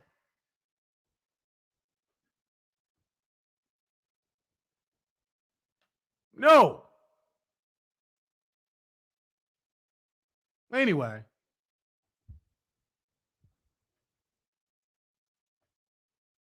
Oh, that ain't a BBL. Well, what's a BBL? There we go. All right. So thank you, Ebony, for coming through. But no, I like it natural, concrete and all that. So no, I don't want my women wearing that. Absolutely not. Nikki at night better not get a BBL. That'll be the day she would not be my crush. When I see her walk the street, I will go the other way. She better not get no BBL. Like it natural. I love a natural black woman. Let her get a BBL. That'll be the day I stop watching her. Anyway. But I did tell Erica Banks to get a BBL. I did. And she listened to me. And she been eating Buffalo Wild Wings ever since. All right. So let me talk about Armon Wiggins. So Armon Wiggins, and we got Ebony here. He claimed that Ebony Black Tea Blog sent me a picture. I never, ever named the person, and I will not name the person. But Armon Wiggins said he's going to subpoena me, and he said that Black Tea Blog Ebony, he said to her yoni, give me a second, I got the notes here. He said, quote, I know that B yoni stinks, and I'm going to sue her, and I'm going to subpoena Miss Wiley and get the pictures out of his phone. I'm going to subpoena him. And I'm like, what in the world is he talking about? I never said nothing about no Black Tea Blog. What pictures he talking about? I said I was given some stuff, but I never named the person, and I'm not going to name the person. No. So I'm just hearing this, and he went on a whole rant, and then Armon was like, yeah, see, I can't, the psychos, I can't talk about catfishing and licking somebody peen and all that. Y'all will cancel me. What if I would have took pictures of Ebony and her family, her nasty family? How would you feel if I take pictures of her family and all that? Y'all will cancel me. So he was saying all of this stuff, and I'm like, what? I'm like, why I'm in it? So I go over there to his platform, and I'm listening. I'm like, put me in it. Like, no, I never said the name. You don't try to drag Ebony, and you dragging me in it. Why am I in it? And then I go over there to Sean Davy Way. He started to drag me. I don't like Wiley. I don't like it. I'm like, what I gotta do with y'all? I'm over here with the slow people. I'm over here with the disabled people. Y'all the popular kids. Why y'all gotta be talking about me? I'm just over here minding my business, reading my books. You know what I'm saying? With the slow kids. That's what I'm doing. With the special ed. I'm in my special ed class, minding my own business. I get over there with the popular kids. They gotta mention Wiley. And then Sean over there, I come on your show. I come on your show. I come on your show. I don't even call you radio no more. And you just on your knees. You want me. I like, the popular kids just coming at me today. I'm just minding my business. And I'm like, what is going on?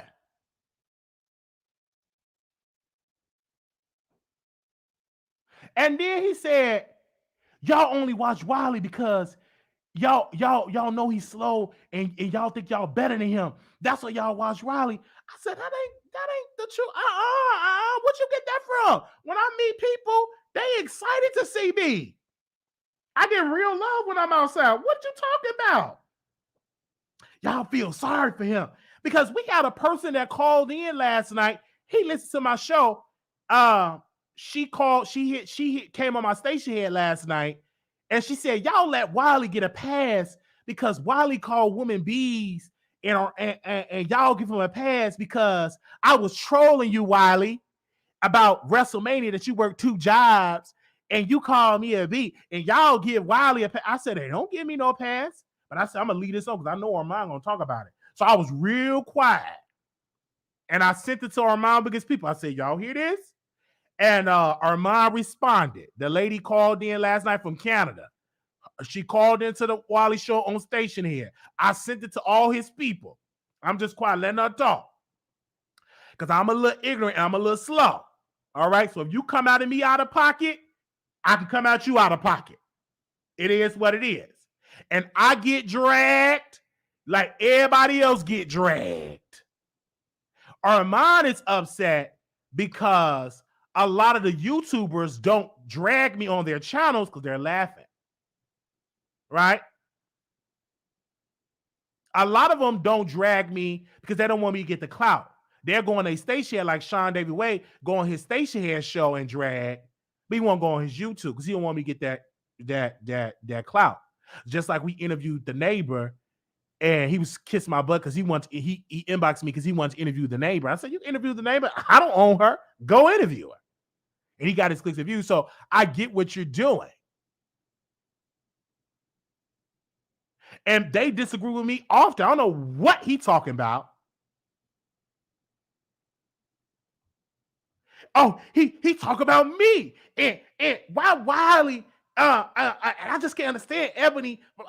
Black T Blog sent them pictures to him and Wiley. Why you gotta talk about me? I talk about trending topics. You are a trending topic. You are a celebrity. You are one of my favorite persons to talk about. And I never told you to give me a Fashion Nova deal, sir. What I said was, you said you got a House of Aaron a Fashion Nova deal. I never said you should have got me a Fashion Nova deal. You got the House of Aaron a Fashion Nova deal. It is what it is. We're not friends. You got him a house, and then you were mad because Jason went on the House of Aaron. Maybe you'll interview House Aaron now if he's up. Maybe he'll be a little sleepy. Who knows? You can interview him, but he interviewed Jason. So again, that's how that is. But back to the Black T Blog and the pictures, she never sent me any pictures. She never sent me any videos. Do I have pictures and videos? Yes. I'm not going to tell you who sent it to me because that's private. That's my source, and I'm going to keep my source right then and there. All right? So don't try to bring that on Black T Blog. That's a beautiful black woman. Whatever your issue with Black T Blog, y'all have a conversation. Y'all sit on down, bring her on your platform. You bring her to, y'all live in LA together, bring her for some drinks. Y'all smoke some weed. Y'all have that conversation. It is what it is.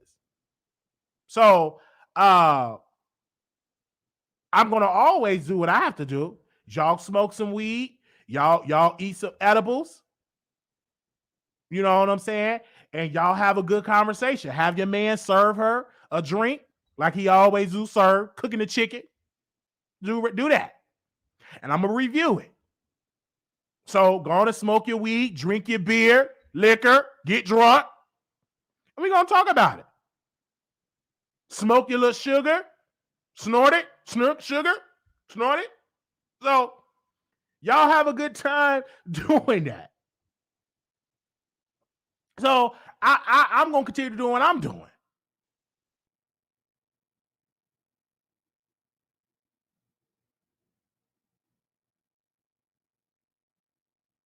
So, but to Black T Blog, again, she did not send me the pictures and the videos. That's a source of mine, and I'm going to protect my source. If I get subpoena, I'm going to do what Kelsey. I will plead the fifth. All right? All right? I plead the fifth like Kelsey. So if I get subpoena, Yeah, bring me in that deposition. I'm gonna come back and I'm gonna drag you on social media. All right. So if you subpoena me, I'm gonna be like Kelsey. I'm a little slow, and I'm really gonna be slow that day. I don't know about the pit.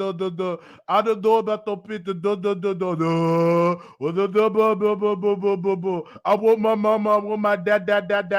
I'm gonna go up and act ignorant. I don't understand. I eat my t-shirt. I'm gonna blow my nose. So if I'm gonna act a fool in that courtroom. It is what it is. So so you could do you could do. I'm definitely will chew on my shirt that says, so you want to do that? I'm gonna act a fool up in that courtroom. It go live and get clicks and views. So if you want to subpoena me, go right ahead. I'm gonna have a good time. All right. So so that's what happened, you guys. And I said, hey, I'm going to respond because Armon Wiggins told me to, he did a live, and I'm going to respond, you guys. Me and him are not friends. Me and Abby are not friends. I'm just a content creator. I sit with the slow kids, and that's exactly what I do.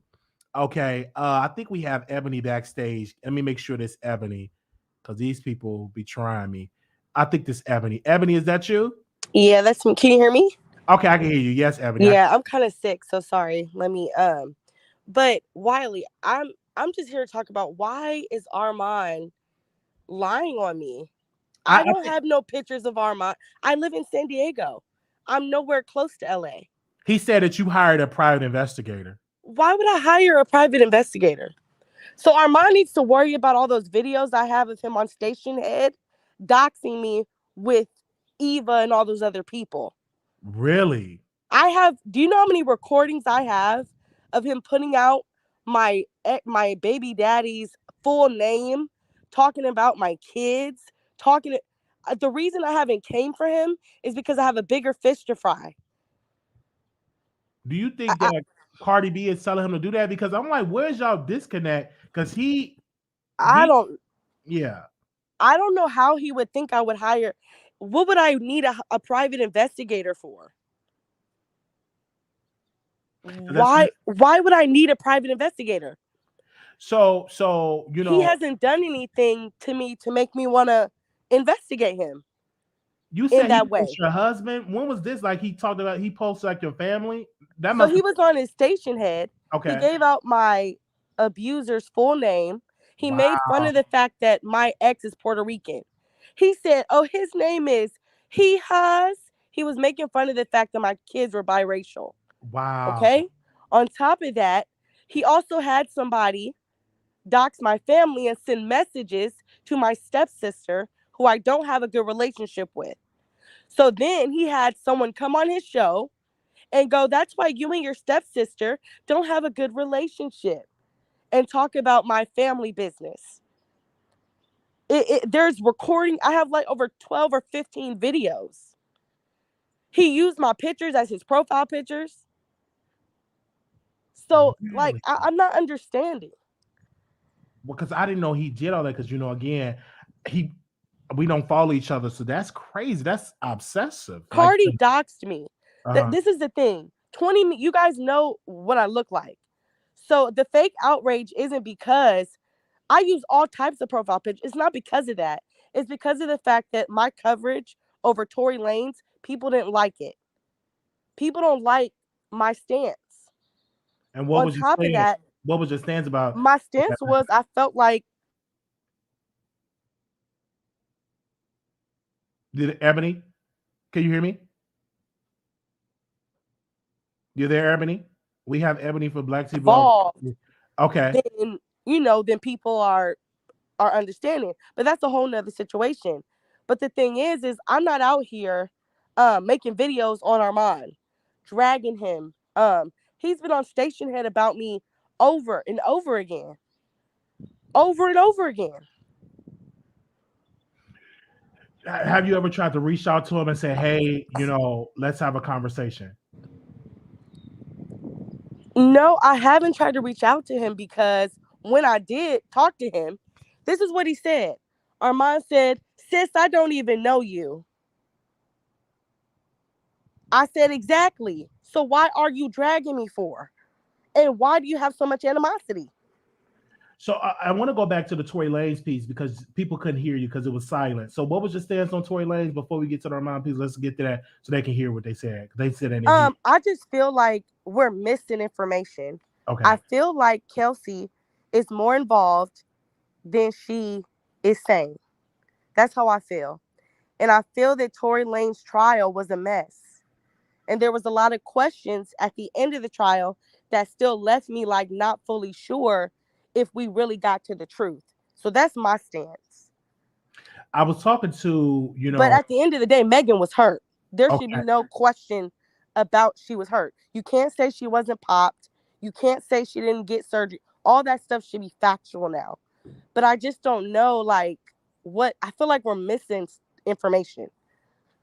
I want to ask you this because Armon interviewed Millie and you did a tweet. You said about entitlement that Nikki doesn't owe you anything about entitlement. You actually at Milagro Grams and you were talking about the whole situation about entitlement. Was that a response to Armon Wiggins because she brought it up and said, "Hey, Nikki is not, we're not entitled to her to get things from her." Like, was that a response to Armon Wiggins interviewing Milagro Grams?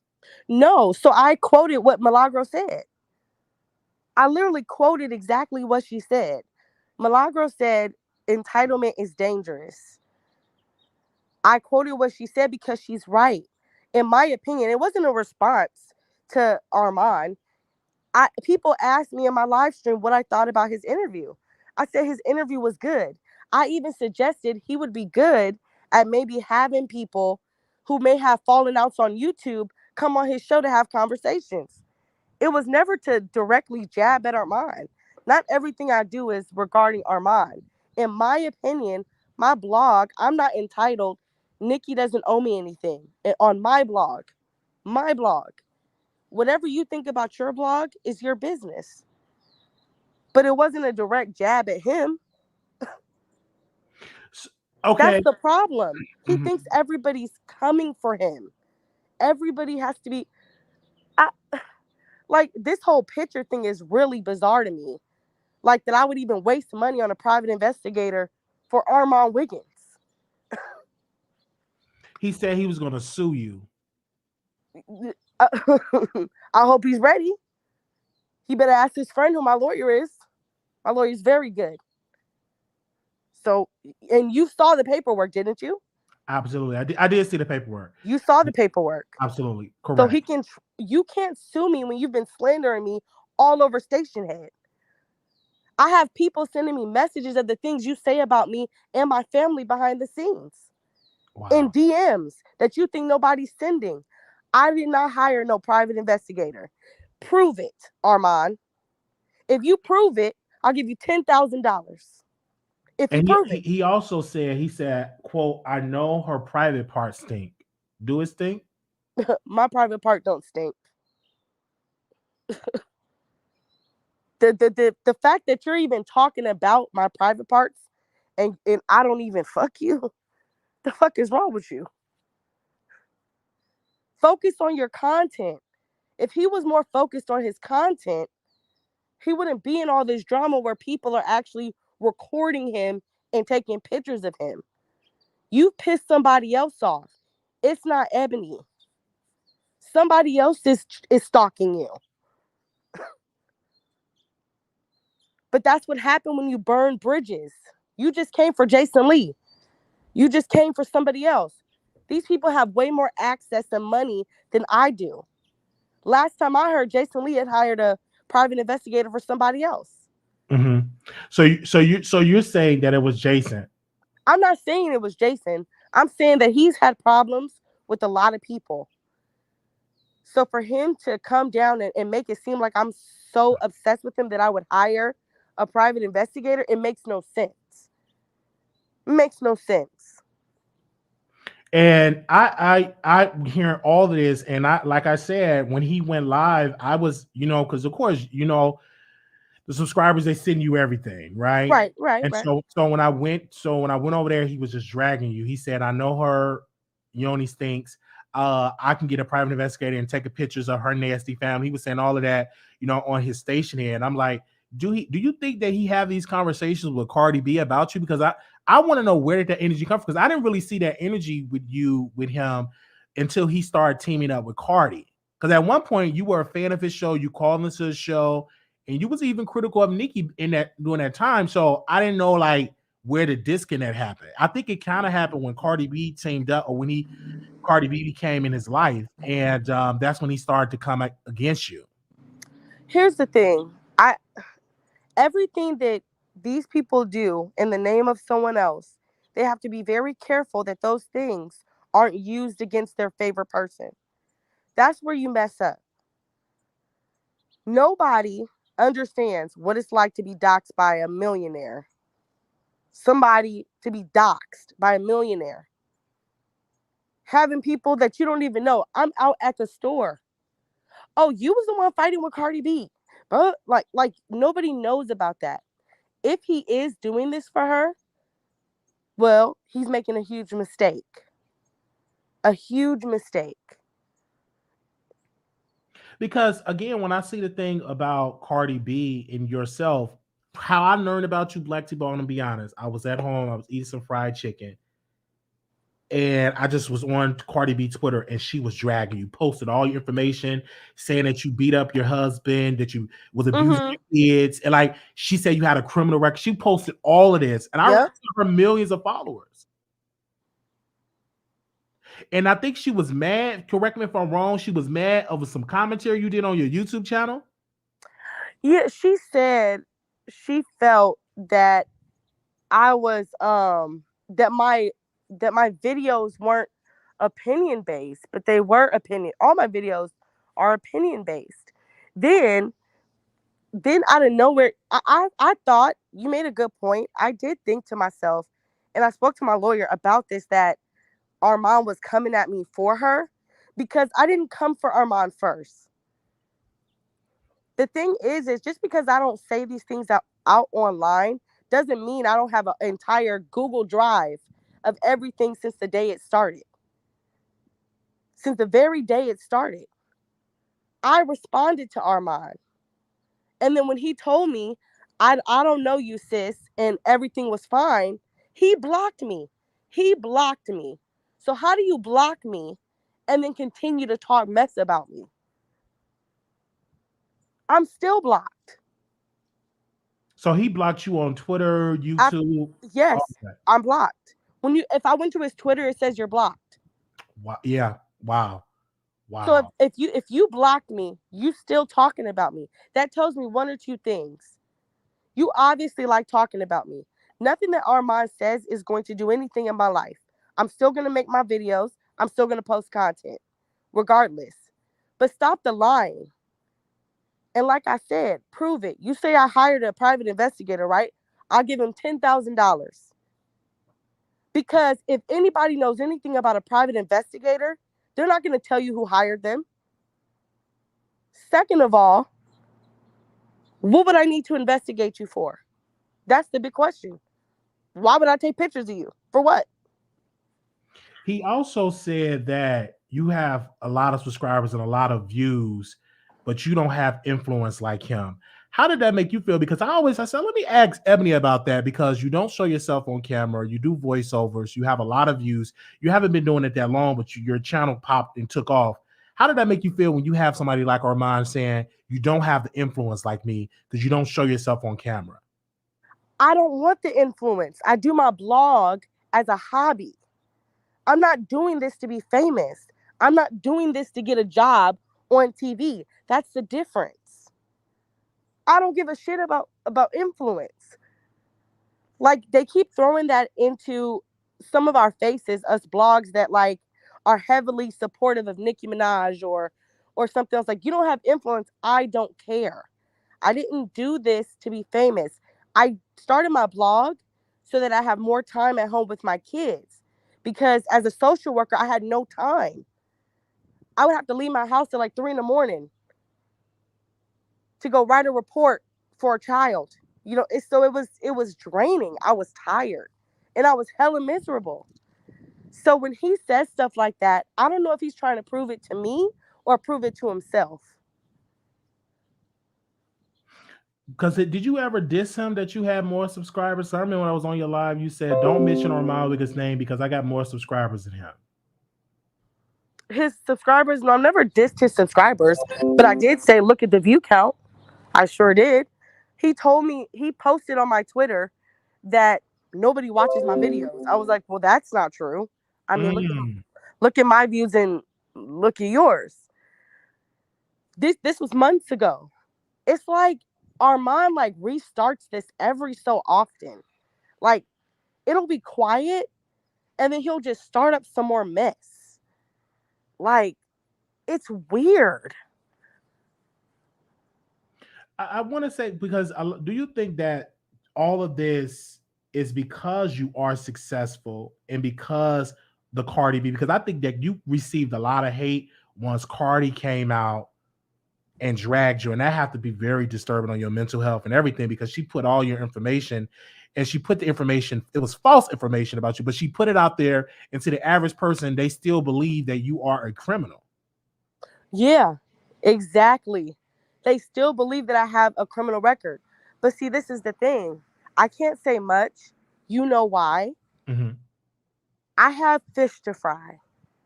That's why I'm not out here coming for some of these um other people, because right now I have my reputation with this situation to deal with. You put out a lie in front of 20 million people. And see, for a long time people said, "Oh, you're never going to sue her, or you're never going to." Then when it comes out that me and her were actually in a legal agreement, not everybody wants to act like it like, "Oh, why would you do that? You shouldn't be coming for Cardi. You talk about celebrities." There's a difference. I'm not above reproach. If people are going to drag me knowing that I talk about celebrities, that's fine. I can't tell people not to drag me knowing that I talk about other people. Just don't lie on me. I don't have no felonies, never had no felonies, and I don't have anything regarding children on my record at all. At all. I have nothing on my record. And when I see this situation, because I was talking to someone about you, and I said Ebony is very opinionated, and I said that she talk a lot about Nikki, but I don't see a problem with that at all. That you talk about Nikki, because Nikki is a trending topic. She's one of the greatest international superstars. But once Cardi came out and said what she said, that have to be a major backlash from you, because a lot of they started coming at you. And then I saw something with Nikki. I don't know if you want to respond to this or not. I remember she had unfollowed you. And I said, I know Ebony is hurt by that, because something that you did and Nikki unfollowed you, but she did follow you back. But how did that make you feel going through that experience? Because that was public in the Cardi B stands. They were dragging you because she unfollowed you and all of that. Is she on there? I want to bring that question up. I'm gonna drop the link about that. Give me a second, because I always want to ask her about that piece. I don't know if she want to respond to that or not. I don't know if she want to talk about that or not. Give me a second. I think that's her. Ebony, is that you?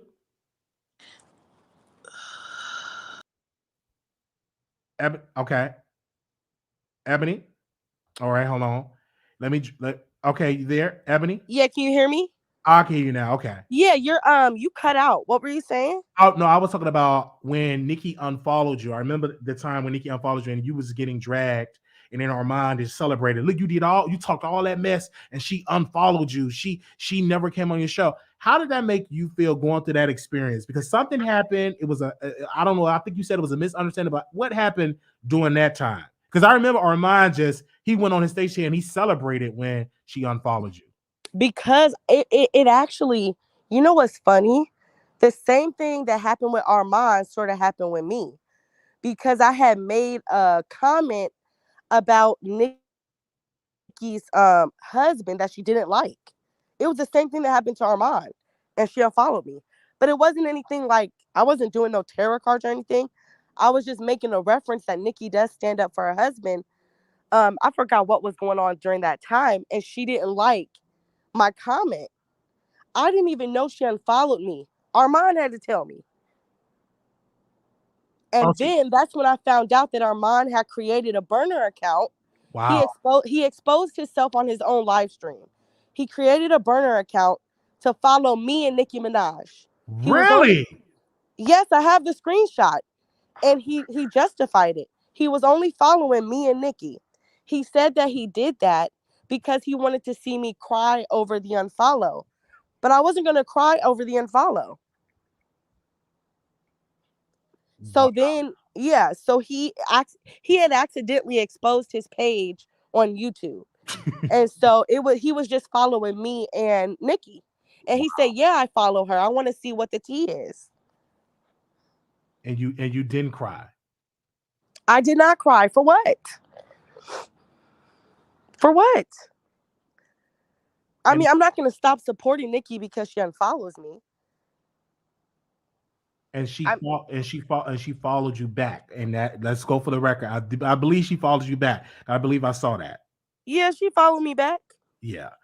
And hearing all of this again, you are a Black woman and you're opinionated and you had the Cardi B coming after you. And I said this, I talked to a blogger and I said, Ebony is doing something right. Because anytime you get a celebrity come after you, that's a good payday. Because because Cardi did something to Tasha did something to Cardi and Cardi sued and she cried on the stand. And here she is dragging you on social media. And I said, this is Ebony's payday. And I hope it's a lie. It's because she lied on you. She blatantly lied. I did. But here's the thing, Cardi knows it's a lie. She didn't apologize either. She knows it's a lie. Mm-hmm. We've already spoken with her and Lisa, her lawyer. She knows it's a lie. But she did it again this year. Wow. So at this point, it's like, okay, there's nothing else for us to talk about. Let's just keep doing it the way we're doing it. People don't understand that lawsuits don't just happen. Overnight. They take time. Absolutely. Yeah, because when Cardi sued Tasha, it took years to get, and she's still battling to get her money from Tasha Cat. So that's the years of development. And all of that. I told, like, I used to have, I had a conversation with Armon a while ago, and you can never get a word in because it's always about him. And he's a little bit paranoid because he thinks everybody is against him. And see, that's the thing. This year, 2023, I'm at a point now where I don't even want to talk about Cardi B. You get to a point where you're like, dang, what if I just removed her from my blog? Mm-hmm. Would it be more peaceful? Like, if I just stopped talking about certain people? I'm just wondering, like, would my time on YouTube be more peaceful? I don't think so, because you don't think so? No, you could talk about somebody else and they can get upset. You're doing your job. You are media, but I don't see people dragging. Well, she did drag the shade room. This is our job. This is how you feed your family. So why stop doing something that you're making good money? Cardi B is those type of celebrities where she's going to promote you. So why not? I would say continue to press the gas. You haven't done anything illegal. You haven't did anything like Tasha K did by saying that she had diseases. You were just giving an opinion and you were critical of her and she couldn't handle the criticism. I didn't see you degrade her children. None of that. I went back to watch because I was trying to see. No, I would never come for her children. What triggered her to put your business out there to the streets? And I was like, she just giving her opinion. There's nothing wrong with that. I think at this point, it's just, can I be honest? Mm-hmm. I didn't know YouTube was all of this. Mm. I just can't believe that YouTube is all of this. Like, the whole situation with Armon, I don't have nothing against Armon. Nothing against Armon. I want Armon to win and continue doing great things for his channel. I just want him to stop lying. I'm not coming for you. I'm not looking at you. I didn't hire nobody. If you're going to sue me, sue me. Okay? If you say you're going to sue me, file the paperwork. Remember that we're in California. There's an anti-slap law. So you have to be very careful and you have to be very sure that I did something. If you don't know, stop lying. Move on. I could understand if I was making videos about him, mm-hmm. like dragging him or doing something like that, and he's coming for me. I deserve that. But don't just make up complete lies. And somebody just sent me this station head that he did. Really? So Wow. now I got to add this other station head to all the other stuff he said about me.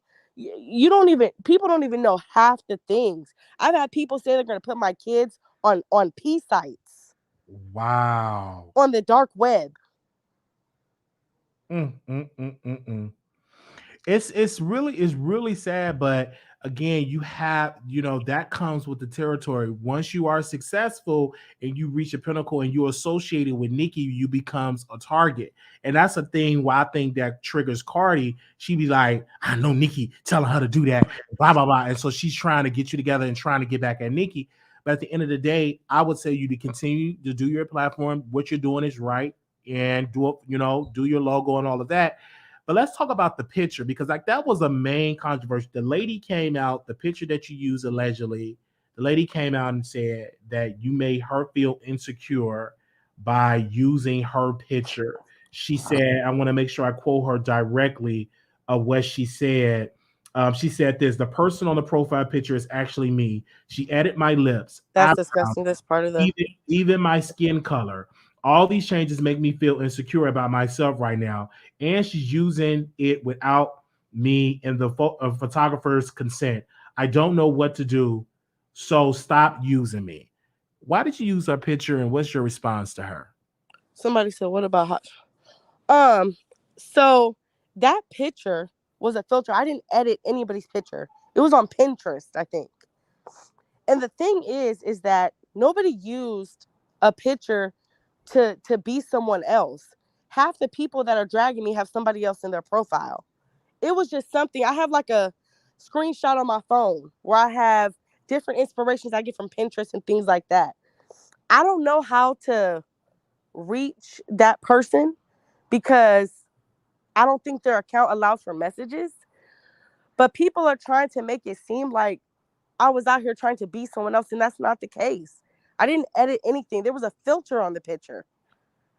So, but like I said on Twitter, I'm sorry if anybody felt like hurt about that, because nobody should feel that way. That's why I removed it.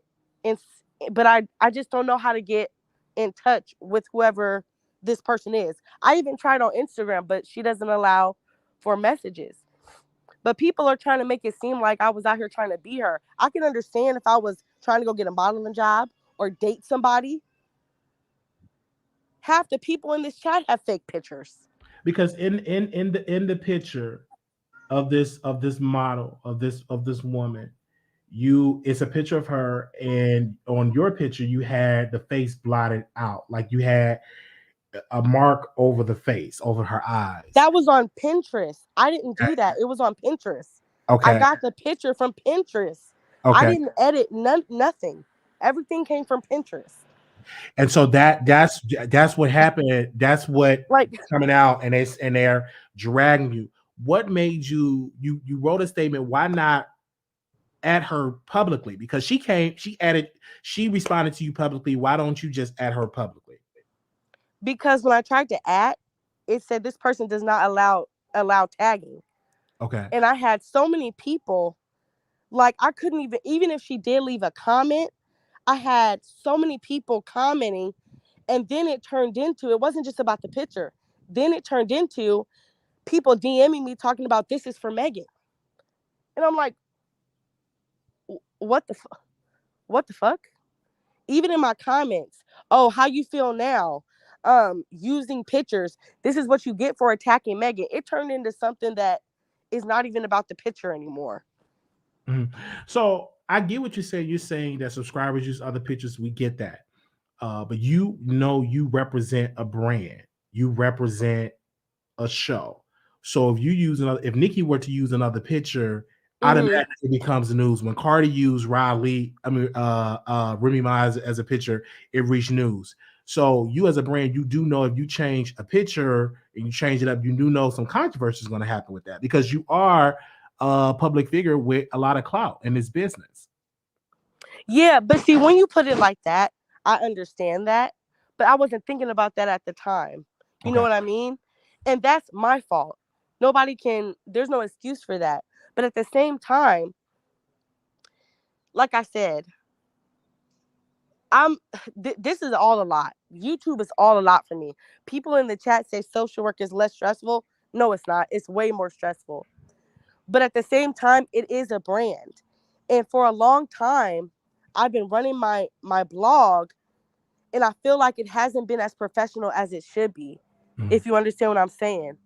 It hasn't I've been acting like I've been trying to keep it professional, but it hasn't been as professional as it should be. And part of that was the picture situation. Part of that is the way I deliver my content and my stories. But at the end of the day, like I said, I can't blame nobody but myself. I got to take this L and then work positively so that my brand doesn't come into this type of stuff anymore, if that makes sense. That this never happens again. So the picture that you're using now, that's my picture. Okay. But you have to ask these days. Yes, that's my picture. So hearing this, and you're saying about your show is not professional, but to me, I think your show is great. I think that what you're doing is great. If you want to change it, and I'm hiring somebody. See, you guys, I've been doing this by myself. I'm finally hiring somebody, paying $27 an hour to help me run this blog, because I'm noticing that I can't do this by myself. This blog is hard.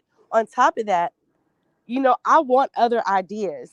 I know that I'm heavily like a Nikki blog, but I'm at the point now where I do want to open up my opinions and my thoughts and just be a little bit more unbiased as far as reporting. Because I've learned that being so biased, it not only made me look like a B word, it made me look hella stupid. I'm just going to be honest. I was looking hella stupid out here on YouTube. And I still be looking hella stupid. Well, I don't think you look stupid. I think I do. When you were talking, when you was making your voice like Nikki, I'm like, oh, she needs to switch it up. So I think that you lived and breathed Nikki, and you were sounding like Nikki. I don't think you noticed. Did you notice that you were sounding like her? I did not know I was sounding. How yeah, was you sounding were like Nikki? And you were sounding like laughing like Nikki, like her mannerism. You had that Nikki, that whole aura of her. But everybody. But see, that's the thing. It's always been like that. And see, with my friends, okay, that's how we act. Okay. Like we're listening to Nikki music. I'm not trying to talk like her. I'm sick right now, by the way. But nevertheless, I've had a lot of people say I do. A lot of people say I don't. But I never want to morph into someone else. And so if my subscribers feel that way, or if people feel like, oh, like you're sounding a little too much like her, then that's something that I think I should work on.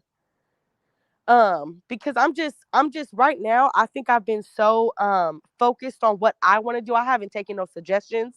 I haven't listened to people that, really want to support me. Because I've been so headstrong, just this is what I'm gonna do. This is how and that's going downhill, as you can see. So I know you do a lot of content about Nikki. Are you going to branch off and talk about other people other than Nikki?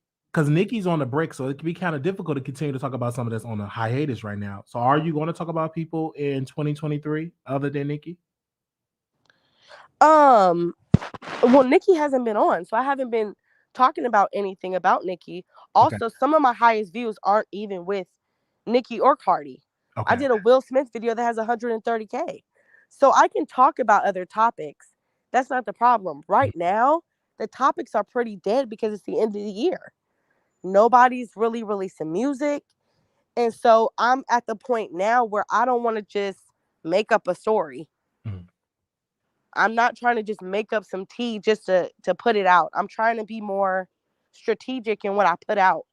So if something big comes along that all the big publications talk about, then I'll talk about it. But I do definitely think that I want to give Nicki Minaj a break, definitely, because she deserves that. And I want to talk about other people. I just don't really want to talk about Cardi or the Stan Twitter stuff. I really want to get out of Stan Twitter because I got lost in Stan Twitter. I'm lost in Stan Twitter. And so now I'm trying to get myself out of that. So when I saw that, because you made a post something about Nikki that you wasn't getting her help to defend you, and you were getting backlash, and people was like, nobody told you to defend Nikki, nobody told you did that for yourself for money. And I was like, I think that she have an identity crisis. What you going through identity crisis in that? In What that you mean? situation? Like when Nicki Minaj, when you were defending Nicki, you were getting criticism, and I felt like the post that you made, it seemed to me that you wanted Nicki to defend you. And I want to ask you a question: did you want Nicki to come out there to publicly defend you? I don't even remember when this was. This is months ago, probably, right? Yes, ma'am. She, It was she's months. already defended me once, Okay. and it was literally in the middle of me arguing with that other girl. Mm-hmm. So I don't need to ask. It already happened. Mm-hmm. So I'm here, and I'm glad you came on because these are the questions I wanted to ask you. In 2023 is definitely your year. You said you was insecure. Why did you say that? What are you insecure about? Your looks, your No, I think it's just I'm with YouTube. It's been, it's kind of risen, like the insecurity level, because of all the stuff, like the messages, waking up every day and you're tagged over 300 times about yourself. People, I have over 20 fake profiles of me. You said you have 20 fake profiles. I'm sorry, we're trying to get her one. It was connection issue. You there, Ebony? Okay, you said you had 20 fake profiles. Okay, let me get her back on. We're trying to get her back on so she can talk while we are live with the creator and owner of Black Tea Blog, and we're trying to get into the insecurity part. So I don't know if she's going to hit the link on that. Make sure y'all share this live, thumbs up this video, share this live, thumbs up this video, thumbs up, thumbs up, thumbs up. For her coming on. We will open up the StreamYard so other people can give their opinions and give their thoughts. But I wanted to talk to her about the insecurity. She's not by herself with that. A lot of people deal with insecurities. A lot of people deal with that. That is what is going on. Okay, she said her phone died. So now we will open up the StreamYard. So again, we're going to open up the StreamYard. So if anybody want to come on, you come on and give your thoughts. She said her phone died. We wanted to get, and she's charging it. So while we waited on her, if anybody want to come on the StreamYard, you could come on the StreamYard because they said because her phone have died. We will also open up the phone lines as well. You could definitely give their thoughts 972-674-9462. Also, we have the link for that as well. We personally invited Armon Wiggins so he can answer these allegations. He have not answered our phone calls. He have not answered our texts because maybe we're blocked. But we personally invited Armon Wiggins on our YouTube to respond and talk to Ebony, but he have not responded to any of our requests for us. So again, I don't know if you all had called him or emailed him or DM him, which y'all already have because y'all are messy, because I'm messy. So, but again, that's just how that goes. So again, we did reach out to him to get him actually on the show. But give me a second. We're going to open up the StreamYard and we will take people to call in. All right. Hello. How you doing? Can you hear me? Hey, Wiley. How are you? This is Sonia. Sonia, hi. Welcome. Hi. So you guys see my picture up there? That's actually me, but that's a filter, right? So, and I was making a point in the chat that Milagro, when, and I don't think you talked about this on yesterday, but Milagro even admitted that she has an issue with using filters. When those Snapchat filters started coming in, I think what it did was for people that had like different insecurities or whatever, felt that, okay, let me use this filter in order to make myself look better because everybody was doing it, right? And then it became an obsession of a sort. With Black Tea using someone else's picture, I don't know. I'm kind of on the fence about that because some people And I've seen some YouTube content creators use different people's pictures as their profile. They're not using those pictures to say that, hey, this is me. This is a representation of what I find beautiful. So I don't know. I don't think she kind of answered that. But if she was using someone else's picture as a representation of what she finds to be pretty or beautiful or whatever, then that's different than using someone's picture and saying, hey, that's me. So I don't know. And I really don't care. And the lady responds. She said, "Don't use my picture. I'm feeling insecure. You editing my picture."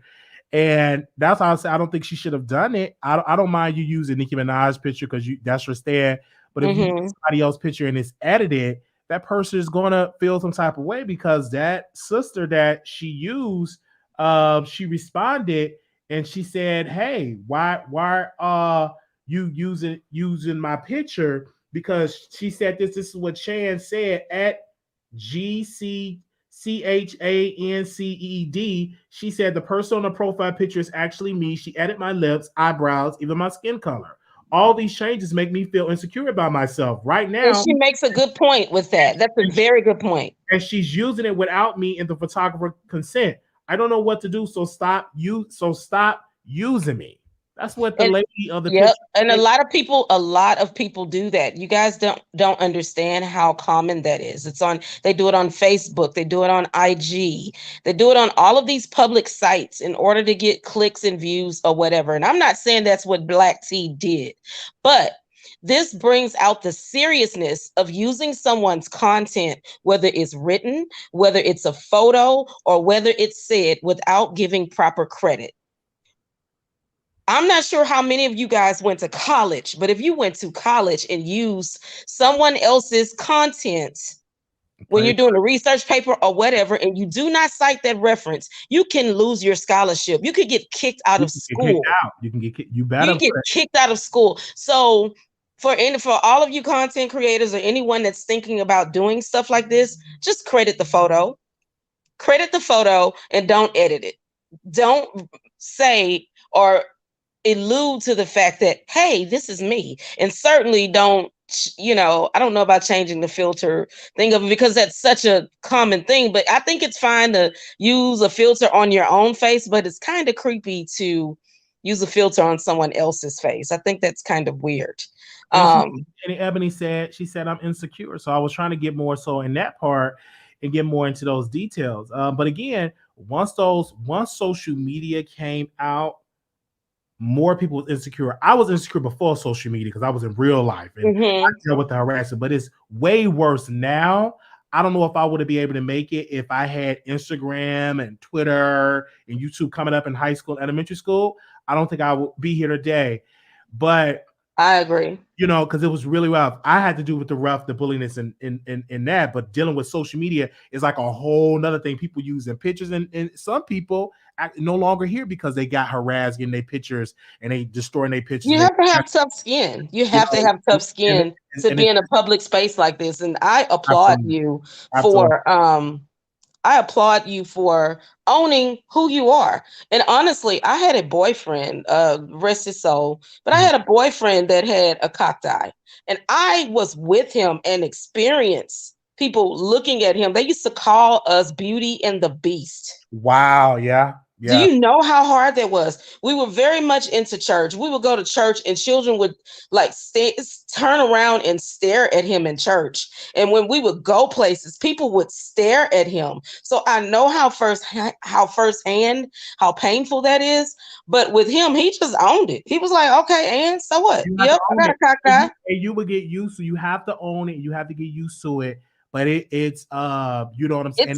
It's painful. And you have to represent for that demographic because everybody, I think people look at TV and they picture perfect, but I believe in mainstream media and media, period. We need to see people with the cock eyes. We need to see people with the one leg. We need to see people that are blind. We need to see people that are deaf. We need people that represent that demographic because everybody is not picture perfect. And people with weight problems. People started dragging Neek, and she's another content creator that I like. They accused her of getting pregnant.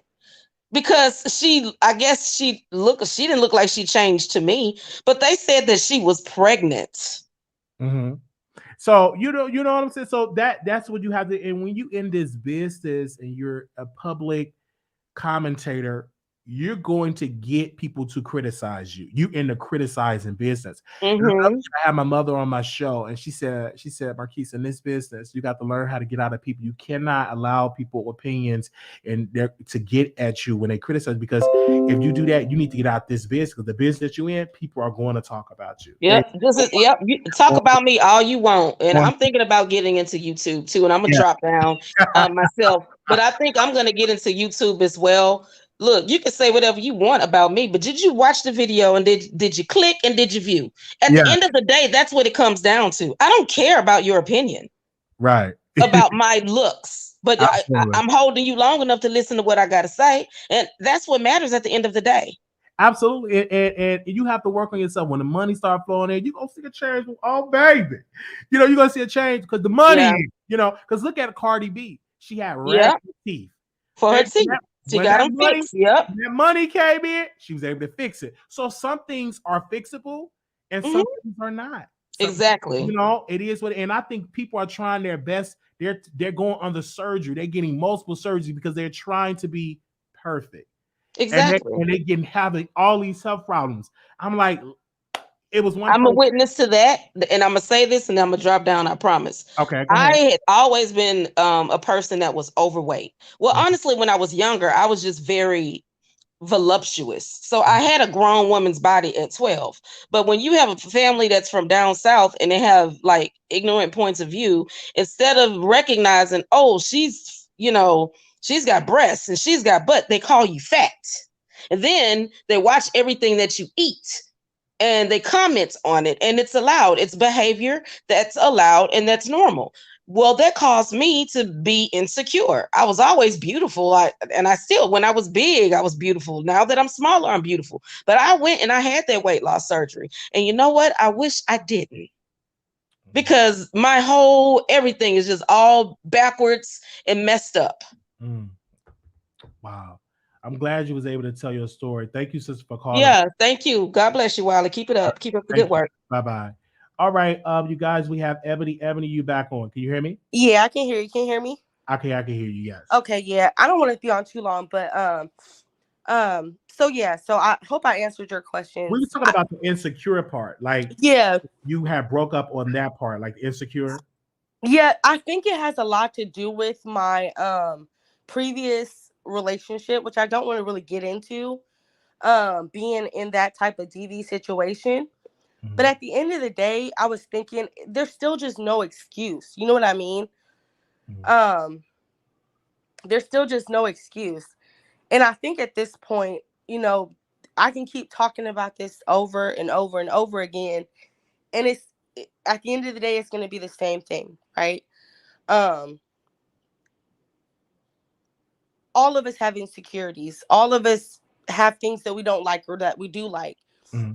But my picture was from Pinterest. I didn't edit anything. I got it from Pinterest. Everything on Pinterest has an aesthetic. Literally, I didn't cut nothing up. I got it from Pinterest. I just want to be very clear. On top of that, it wasn't to be anybody else. That wasn't my intent. My intent wasn't malicious. So I think my biggest thing I want to get through is that I'm not trying to be malicious towards anyone. And I do apologize if anybody was hurt by it. And so that's pretty much what I had to say about that. And that's my insecurity. People have heard my story. They know what I've been through. I don't want to bore your chat with my situation over again. But it's just life. But I just want to make sure that people understand I'm not out here trying to be malicious to anybody at all. I hear you. And I'm glad you was able to tell your story and represent what you went through. Yep. Understand your story. I can understand that because a lot of women went through what you went through. They have a lot of. Would you ever get into, like, say, for instance, therapy? Because in 2023, that's and the thing is that I didn't build my brand off of nobody's picture. Okay. My brand is built off of my voice. Let's get that very clear. Absolutely. My brand is built off of my visuals. All Absolutely. you people in the chat and people on Twitter, Instagram, nothing that you say will stop my blog. My blog will continue to run. Yes, I won't be on social media listening to the trolls, but my videos will continue to run, and I will continue to push out content. Yeah, because again, like for me, the people I look at, the audience gonna always have their opinion, and you can't satisfy everybody. And you very heavy on Twitter.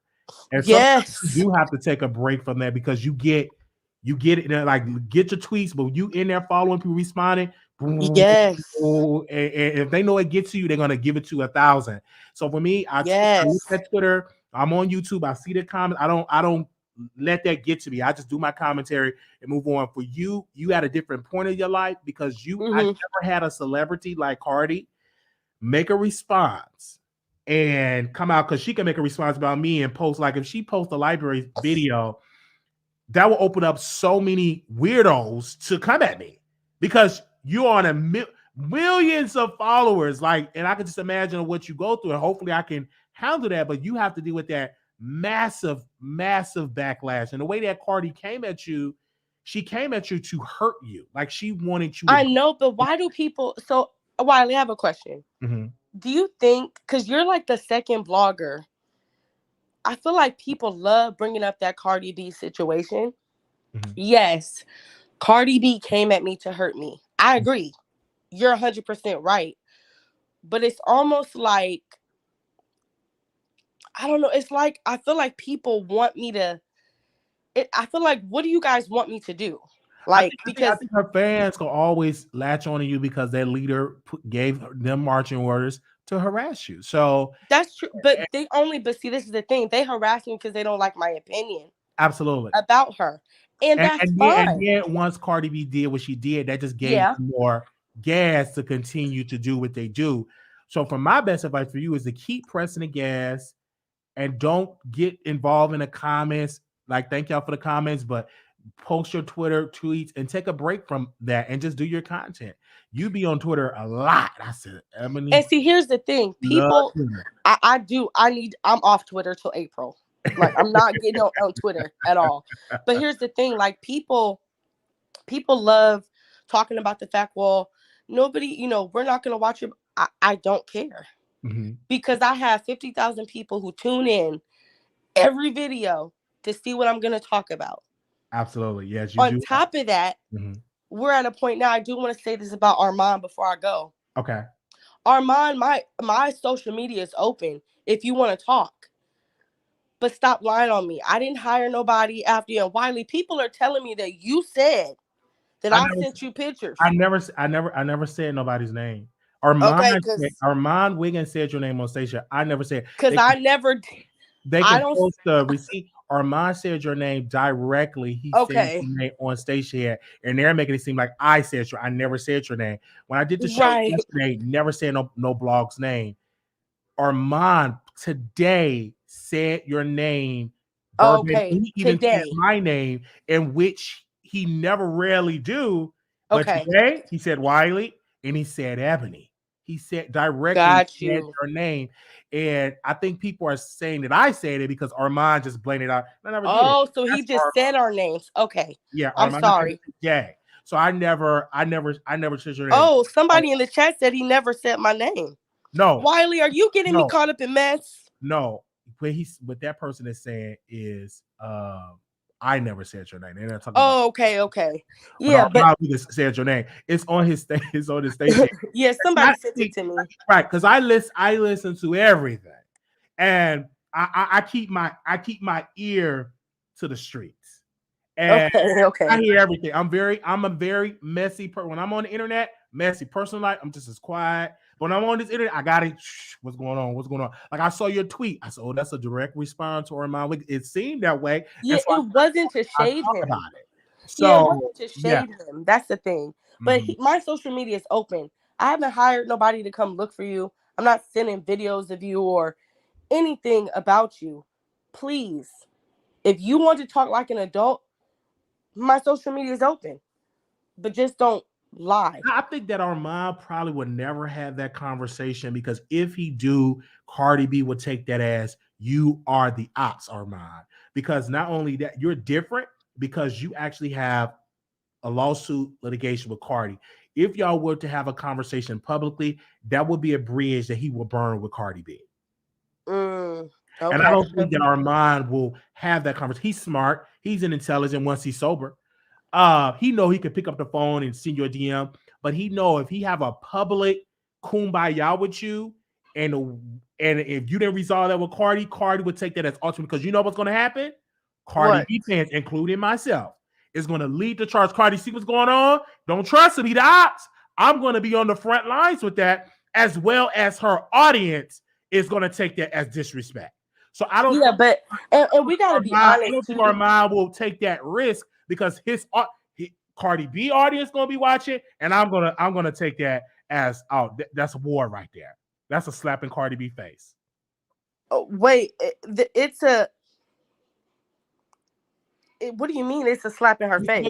Because you have litigation with her, you want to sue her.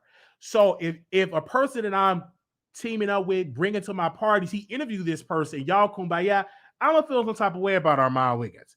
Because her fans is gonna be, don't trust him.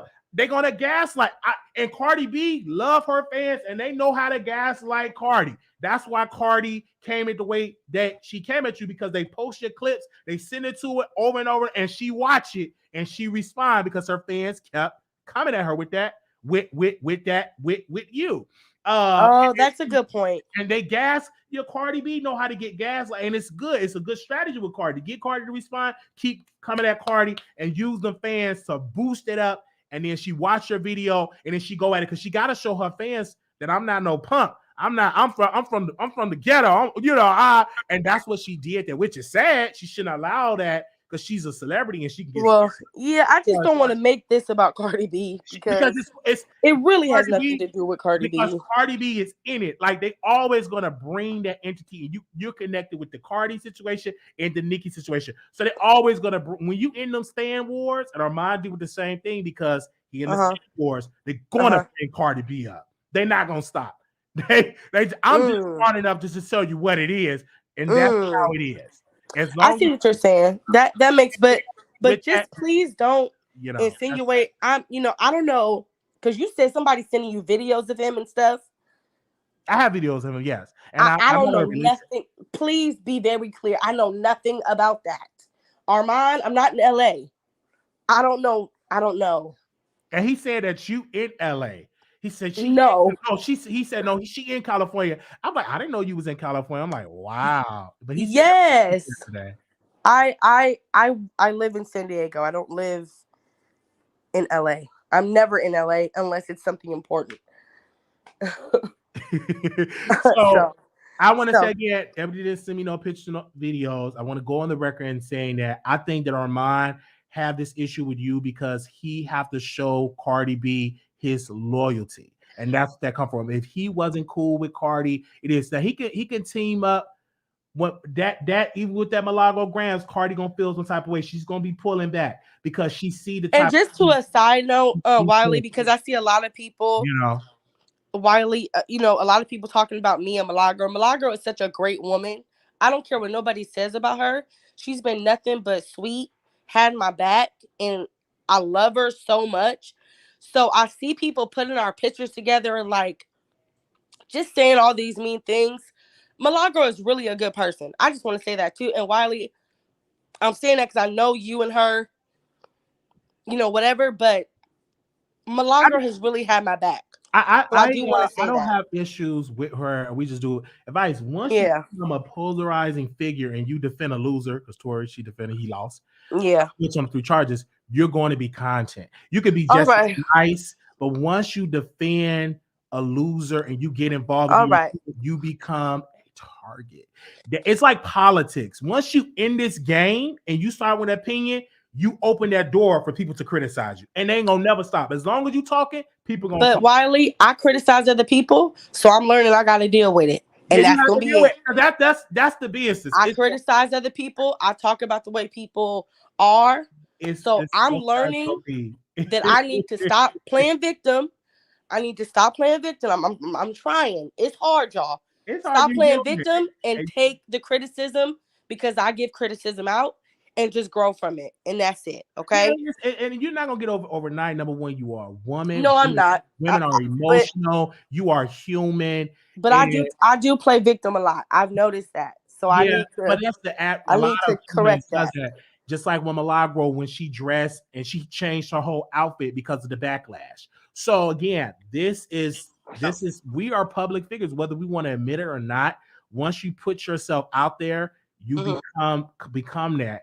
And one thing I can say about the other lady that does blogging and impressive, she just don't get involved in the Twitter world. That lady just come doing videos. We don't know who she. They do. I need to be impressive. Is really. She just do her content. Yeah. She don't care who. I never seen her clap back at a YouTube. Like even though she get response from Cardi, but what she don't respond. She go on her YouTube and continue to do her content. Like she does that, and they come at, they be trying to provoke her, but I never seen her come from that place to come and respond to a YouTube. I've never seen Lovely T have responded to people. Tasha K responded, but when it came to impressive for me doing it, I've never seen that lady get into a beef with a YouTuber. She just do her job, make her money, and leave. I can definitely see that she do her job. Boom, boom, got her content, and da da da da da da da da. Make her money, and she be done. You know what I'm saying? And she collect her coins. But me, I like to be in a mess. I do my content, I'm in a mess. But I don't show up to people's houses and stuff like that. No, I don't show up to people's houses. I do my content. It is what it is. It ain't personal. I do my business. I go home and eat a good sandwich. You know? So thank y'all so very much. Again, I'm gonna drop the link again. We're gonna open up we got the phone lines open up, and then we're gonna close this out, okay? All right, we're gonna definitely close this out. No, I'm very happy in life. That's how you should do your thing. Get to the bag and that's how to do. I get to the bag, do my job. You don't see me pulling up at the courthouse, want to fight people. No, I do my job, eat my food, deliver my content, and that's it. I'm an internet personality. You don't see me in a club fighting. You don't see me pulling up to people neighborhoods. I don't do that. I do my job and I leave it alone. I'm internet person. When I want to be on the internet, I sleep, I wake up, I see somebody live, I go in their chat, hey, what's going on? Get dragged. And then once I'm off the internet, I'm done. I don't be calling my moderators, but did you see such and such? No, I'm done with it. Like it was somebody who want to come on my show and they got some mess to talk about. They said, Wiley, can I tell you? So I said, hold it. Tell me on the show. I got to tell me on the show. I don't want to gossip on for free. Let's gossip on the show. So everything I do it. I post my stuff on Instagram, post my little thing on there. I get off, watch my movies, eat my food, work out, do me a good little walk. You know what I'm saying? Play with myself. You know, look at myself and play with myself, satisfy myself, and I buy my business. Okay, all right. Come on the internet, wake up these streets, go home, and just at peace. It's quiet. You know what I'm saying? And have a good time. Come back, put a shirt on, and I do my content. Yeah. Read my book. Watch me a movie. How you doing? This Milagro? No, no, this is Bridget. Welcome, hey, Bridget. I just had to call in because you just make me laugh every day. I love watching you and listening to you. Wiley, now you know that last lady that's using that lady's picture is crazy. What last lady? You know, the one that was using the picture off of Pinterest. Oh, you talking about Ebony? Okay. Yeah, Ebony is crazy, Wiley. Because who does that? But she's crazy, and I think that Ebony, just like you told her, you know, even in all the mess therapy, you know, that's what she needs. You know what I'm saying? And you're right, Wiley. You got to have thick skin. If you're going to put yourself out there, then you got to be willing to take it. If you can't take it, then stay in the bushes. But okay, Wiley, I enjoy you. I can't wait for the next show. Thank you. Bye. Bye. Yeah, you just never know. We was getting people to call in. Yeah, that's the one thing about I do my mess and I do my content. I leave it alone. I do my content. I leave it alone. I don't know. Did I call her back? Okay, hold on. Let me go and call some of these people back that been blowing up my phone. Wiley said he puts on the shirt, but then said pants. He's sitting there in the drawer. Yeah, not even in my drawers. I just put my shirt on, man. Please.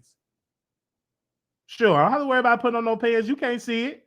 Hello, you live on the Wiley Show. Can you hear me? Hi, Wiley. How are you? Is this Armon? Who is this? This is assistant. Okay, welcome. Wiley, you Yeah. know that Black Tea Blog is mentally ill. Now, she is using somebody's picture, and why doesn't she show her own face? Like, it's crazy because she wants sympathy, but she's over there dragging all these black women. She's dragging Megan. She's dragging Normani. She says some of the most disparaging things about their music, about them. And if it's not Nicki Minaj, everything is negative. So, you know, and she's using pictures. The picture that she even came up there looks nothing like her. She's 20 shades darker, which is not a problem. She has beautiful black skin, but show it. She has vitiligo. Show it. Like, we would have sympathy if you actually maybe showed yourself, but you don't. She's mentally ill, and she's pretending to be Nicki Minaj, like you said. Like, I feel like everything you questioned her about, she didn't give a straight answer. It was just really weird. You know, she does chew the ice like she's Nicki Minaj. She does use the weird voice. You know, just admit to some of these things. I can't really get into people's mental health. I'm mentally ill. I was diagnosed with bipolar. Went to the library and took my clothes off. So I did, you know, catfishing people, and I did it because it was an addiction, because I had a face and it was a scary face to people in the community, and so I would use other people's pictures, and I've done it. So but on my YouTube, I've always used Wiley. I show myself, but in my personal life, I have catfish. I don't know if it was mental illness. I did it because I was addicted. I love it. It was great entertaining. It was very entertaining. Had great conversations. You know, it was a rush. I wanted somebody to beat me up for using somebody else's picture. It was like a drug. And I really think somebody needs to dive into what made me use those pictures. Insecurities, you know, because I knew people, because those same dudes, I would ask them once I catfished them, you know, would they would have gave me a chance if they would have just judged me off my picture. They said no, but once they seen the big what I have, you know, packet down there, and they saw my personality is great. And some of the people that have catfish, I'm really cool with now, you know. But to Black Tea Blog, she used other people's pictures. I don't know. That's a question that you have to ask her. I don't know if it's mental illness or not. But Wiley, the difference is you own up to it when people question you. Oh, okay. She isn't owning up to anything. You've learned and you're growing, and it feels like she's like, I'm deactivating until April. That's not learning and growing. That's running from the issue, and that's totally different. Wow. So that's what you're saying.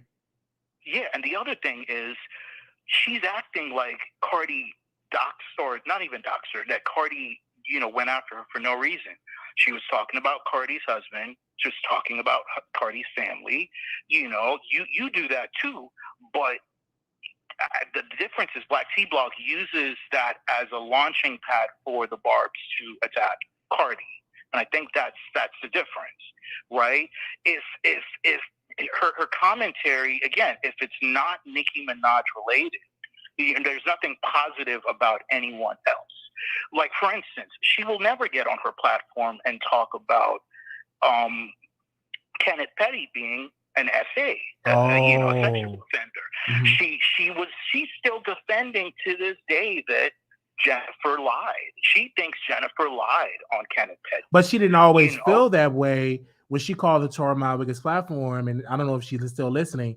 She had, you know, she said Nicki shouldn't have been married to Kenneth Petty because of his past, but she did a switch. But she ain't the only one that did a switch. Milagro Grams did a switch as well. And I think, I can't speak for her, I'm just giving my opinion. I think a lot of people switched on that because they saw the support. Let's be real. The Barbs is one of the best supporters in the world. Especially when you are YouTube, if you know how to tap into that and say Nicki praises, you got the Barb support.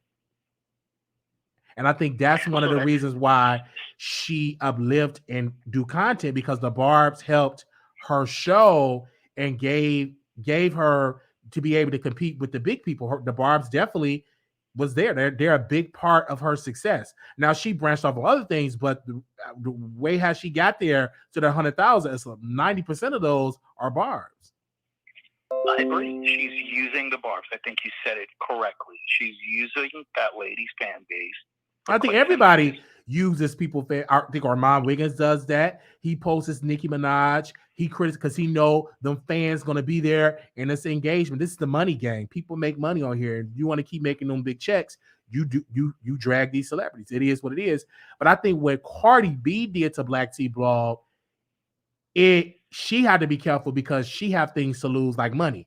So Black T Blog can play victim and get a lawyer and just drag this all out. And then now you attach to another blog.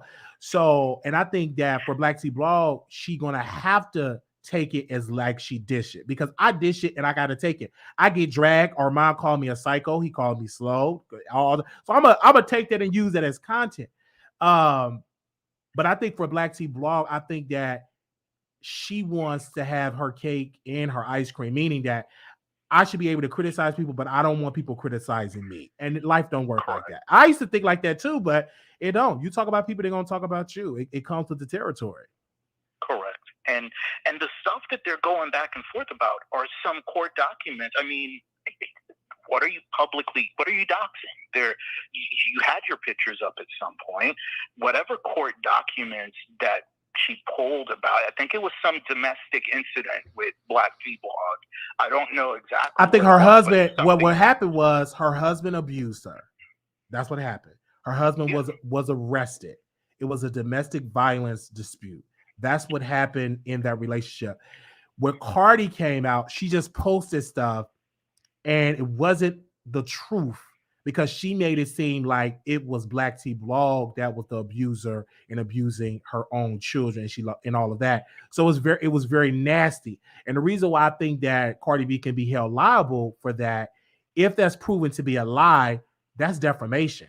If she can prove that she lost something from it, lost money from that, lost sleep, have to speak to a therapist, that could be a case. It's no different when Tasha K came out and said, hey, you got the bumps. And what did Cardi do? She got on that stand and she cried.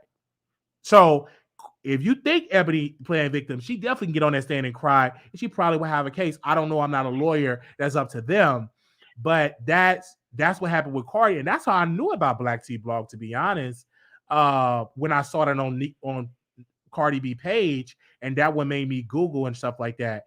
But of course, what Black T Blog does, she does commentary. It's no different than anybody. We have a right to do commentary on people. Now, I never seen her trash her children. Again, y'all have that video, send it to me and I can listen to it and I can respond.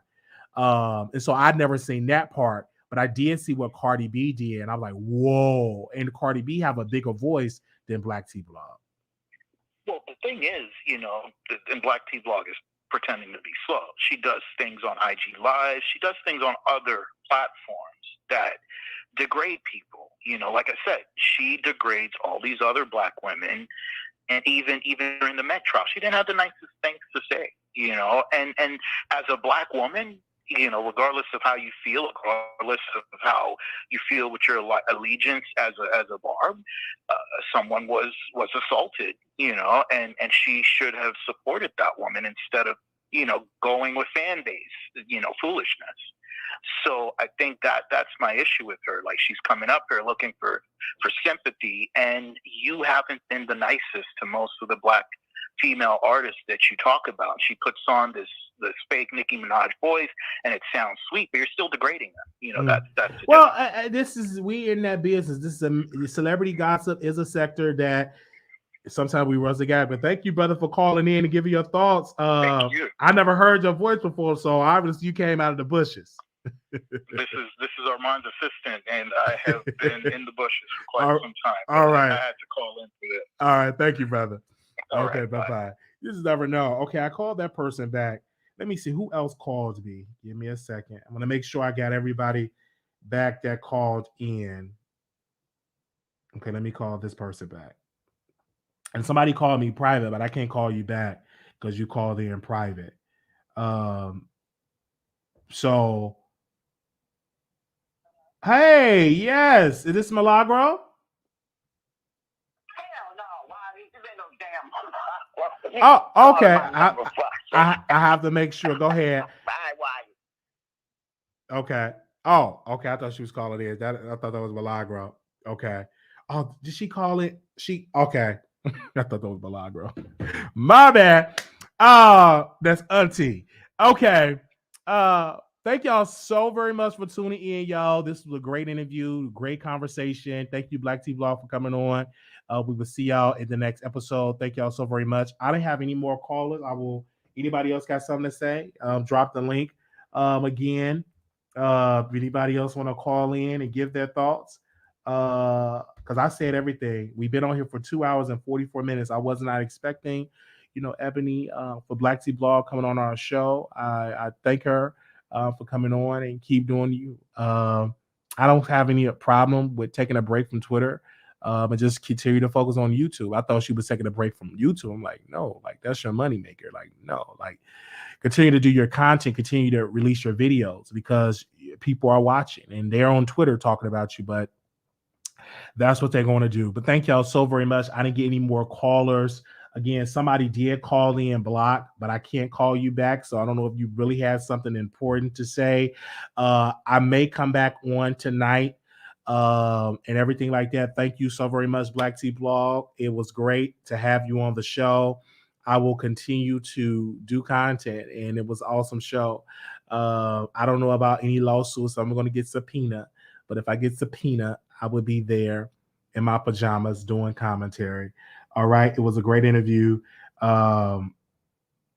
So thank y'all so very much. We interviewed Black Tea Blog. We talked about Black Tea Blog using somebody else's picture, and we talked about my story. So can you go back and listen, you guys? And this is why you got to be added to the text list. Some of y'all is not added to the text. I was actually checking my YouTube, and 7% is by notifications. Like people are getting notified. 7%. I think it's at 7%. That's really, really low. Meaning that people are just not getting their notifications. I don't know if y'all signed up for the notifications. I don't know, but it's at 7. Most people find out about the show through recommendations, through Twitter, through Google search, and through the homepage. But notifications is like at 7%. And I can understand that YouTube have not sent out all the notifications. So again, so that's why we started a text list. If you want to be notified when I go live, text Wiley to 888-534-4939. Wiley, Wiley, 888-534-4939. It is free. We got about almost 300 people signed up. So if you don't want to miss when we go live on there. So again, make sure you put that notification bell on. Turn it on. All right. Thank you so very much. I will be going live for New Year's Eve. I will definitely be doing a StreamYard for New Year's Eve. I will be drinking for New Year's. I rarely drink on camera, but for New Year's Eve, I will be drinking on New Year's Eve. All right. Thank you so very much for that. I will be drinking. Yes, I will be. I will be drinking. All right. For New Year's Eve. Yes. Hennessy will be coming in for the new year. Again, I will be drinking, and then 2023 is work. But I will be going live for New Year's Eve and stuff like that. And we will definitely have y'all coming on the show. So, I will be hitting the drinks for New Year's Eve. Y'all can come on camera and drink with me on camera. Okay. Definitely. I'm going to be drinking me some Hennessy. All right. So I will definitely be going live on New Year's Eve. And drinking me some Hennessy. So make sure you get your liquor. I'm definitely gonna drinking me a gallon of Hennessy. And yes, so we're gonna be definitely doing that. And then it's go time. I'm gonna be too busy working my body and working on the show. But I'm definitely going live over that. Thank y'all so very much for that way. Thank you. Love y'all. I think that was it. And I may do like a recap, but again, I thank y'all so very much, man. It was definitely a great show. Yeah, I'm definitely gonna drink a gallon. Oh man, thank y'all so very much. We will see y'all in the next show. We're gonna have a good time for New Year's Eve. I will see y'all in the next episode. Thank y'all so very much. Make sure if y'all want to cash app us and donate to our show is $ Marquise Wiley 28, $ Marquise Wiley 28. Also, we're on Twitter. You can add us on Twitter at Wiley Show, Twitter at Wiley Show. And so yeah, I'll be lit off Red Bull. Red Bull get me lit. So Red Bull get me lit. But you know, next year is all about health, working out, all that type of stuff. Members, we're gonna do in members. We'll do it tomorrow because still sorry, I'm gonna do it tomorrow for the members only. So members, get ready for a members only live for tomorrow. And I'm gonna post the time. So if I think we're gonna do 7, 8, or 9, I'm gonna post it in there for the members only. And we're gonna have a conversation over there for the members only. So again, and for my Patreon, we're gonna do that tomorrow because I want people to watch this video today. I don't want you to get bombarded with a lot of stuff. So we'll do that for tomorrow. Also, we may go back live on Station Head. So be on the lookout for that. Station Head notifications do be sent out. So make sure you subscribe to my Station Head show. Station Head. We are trending on the charts on Station Head. So just type in Station Head on the app, download the app, type in The Wiley Show, download the app, type in The Wiley Show, and stuff like that. And we have a lot more exclusives coming for next year for the members only. And I'm really, really excited. And so really can't wait. We got other guests lined up because some of the guests, I'm not bringing them on my main channel. You know, I'm bringing them on there. So I can't wait. So we already got that planned. So again, we definitely going to have that for their members for my Patreon. So I already have the idea. I already got the people lined up and stuff like that. Thank y'all so very much. So you follow me on Station Head, The Wiley Show. We go live over there, Wiley Show and stuff like that. And I sometimes I play music over there. Sometimes I don't. But if you want to listen to that, go over there on the Wiley Show and listen to our Station Head shows. So again, it's good, unfiltered. It's unfiltered. So make sure y'all go check it out. So again, make sure y'all go hit the link and you can add on to that. Go and we have our PO box again. Some of y'all sending money orders in. Hold on 1 second. Somebody sent a check.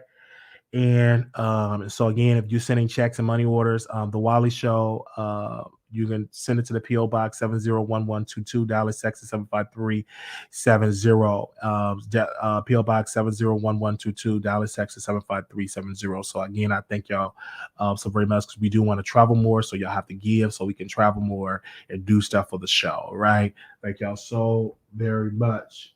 Okay, I'm going to make sure I talked about everything. I got everything. I talked about all of my announcements. All right. Did I get all of my announcements in? Yes. Thank y'all so very much, man. Peace. This was good. Thank you, Ebony. That was a good interview. Wow. Cardi B ain't going to like it, but we had to ask Ebony the tough questions. Peace.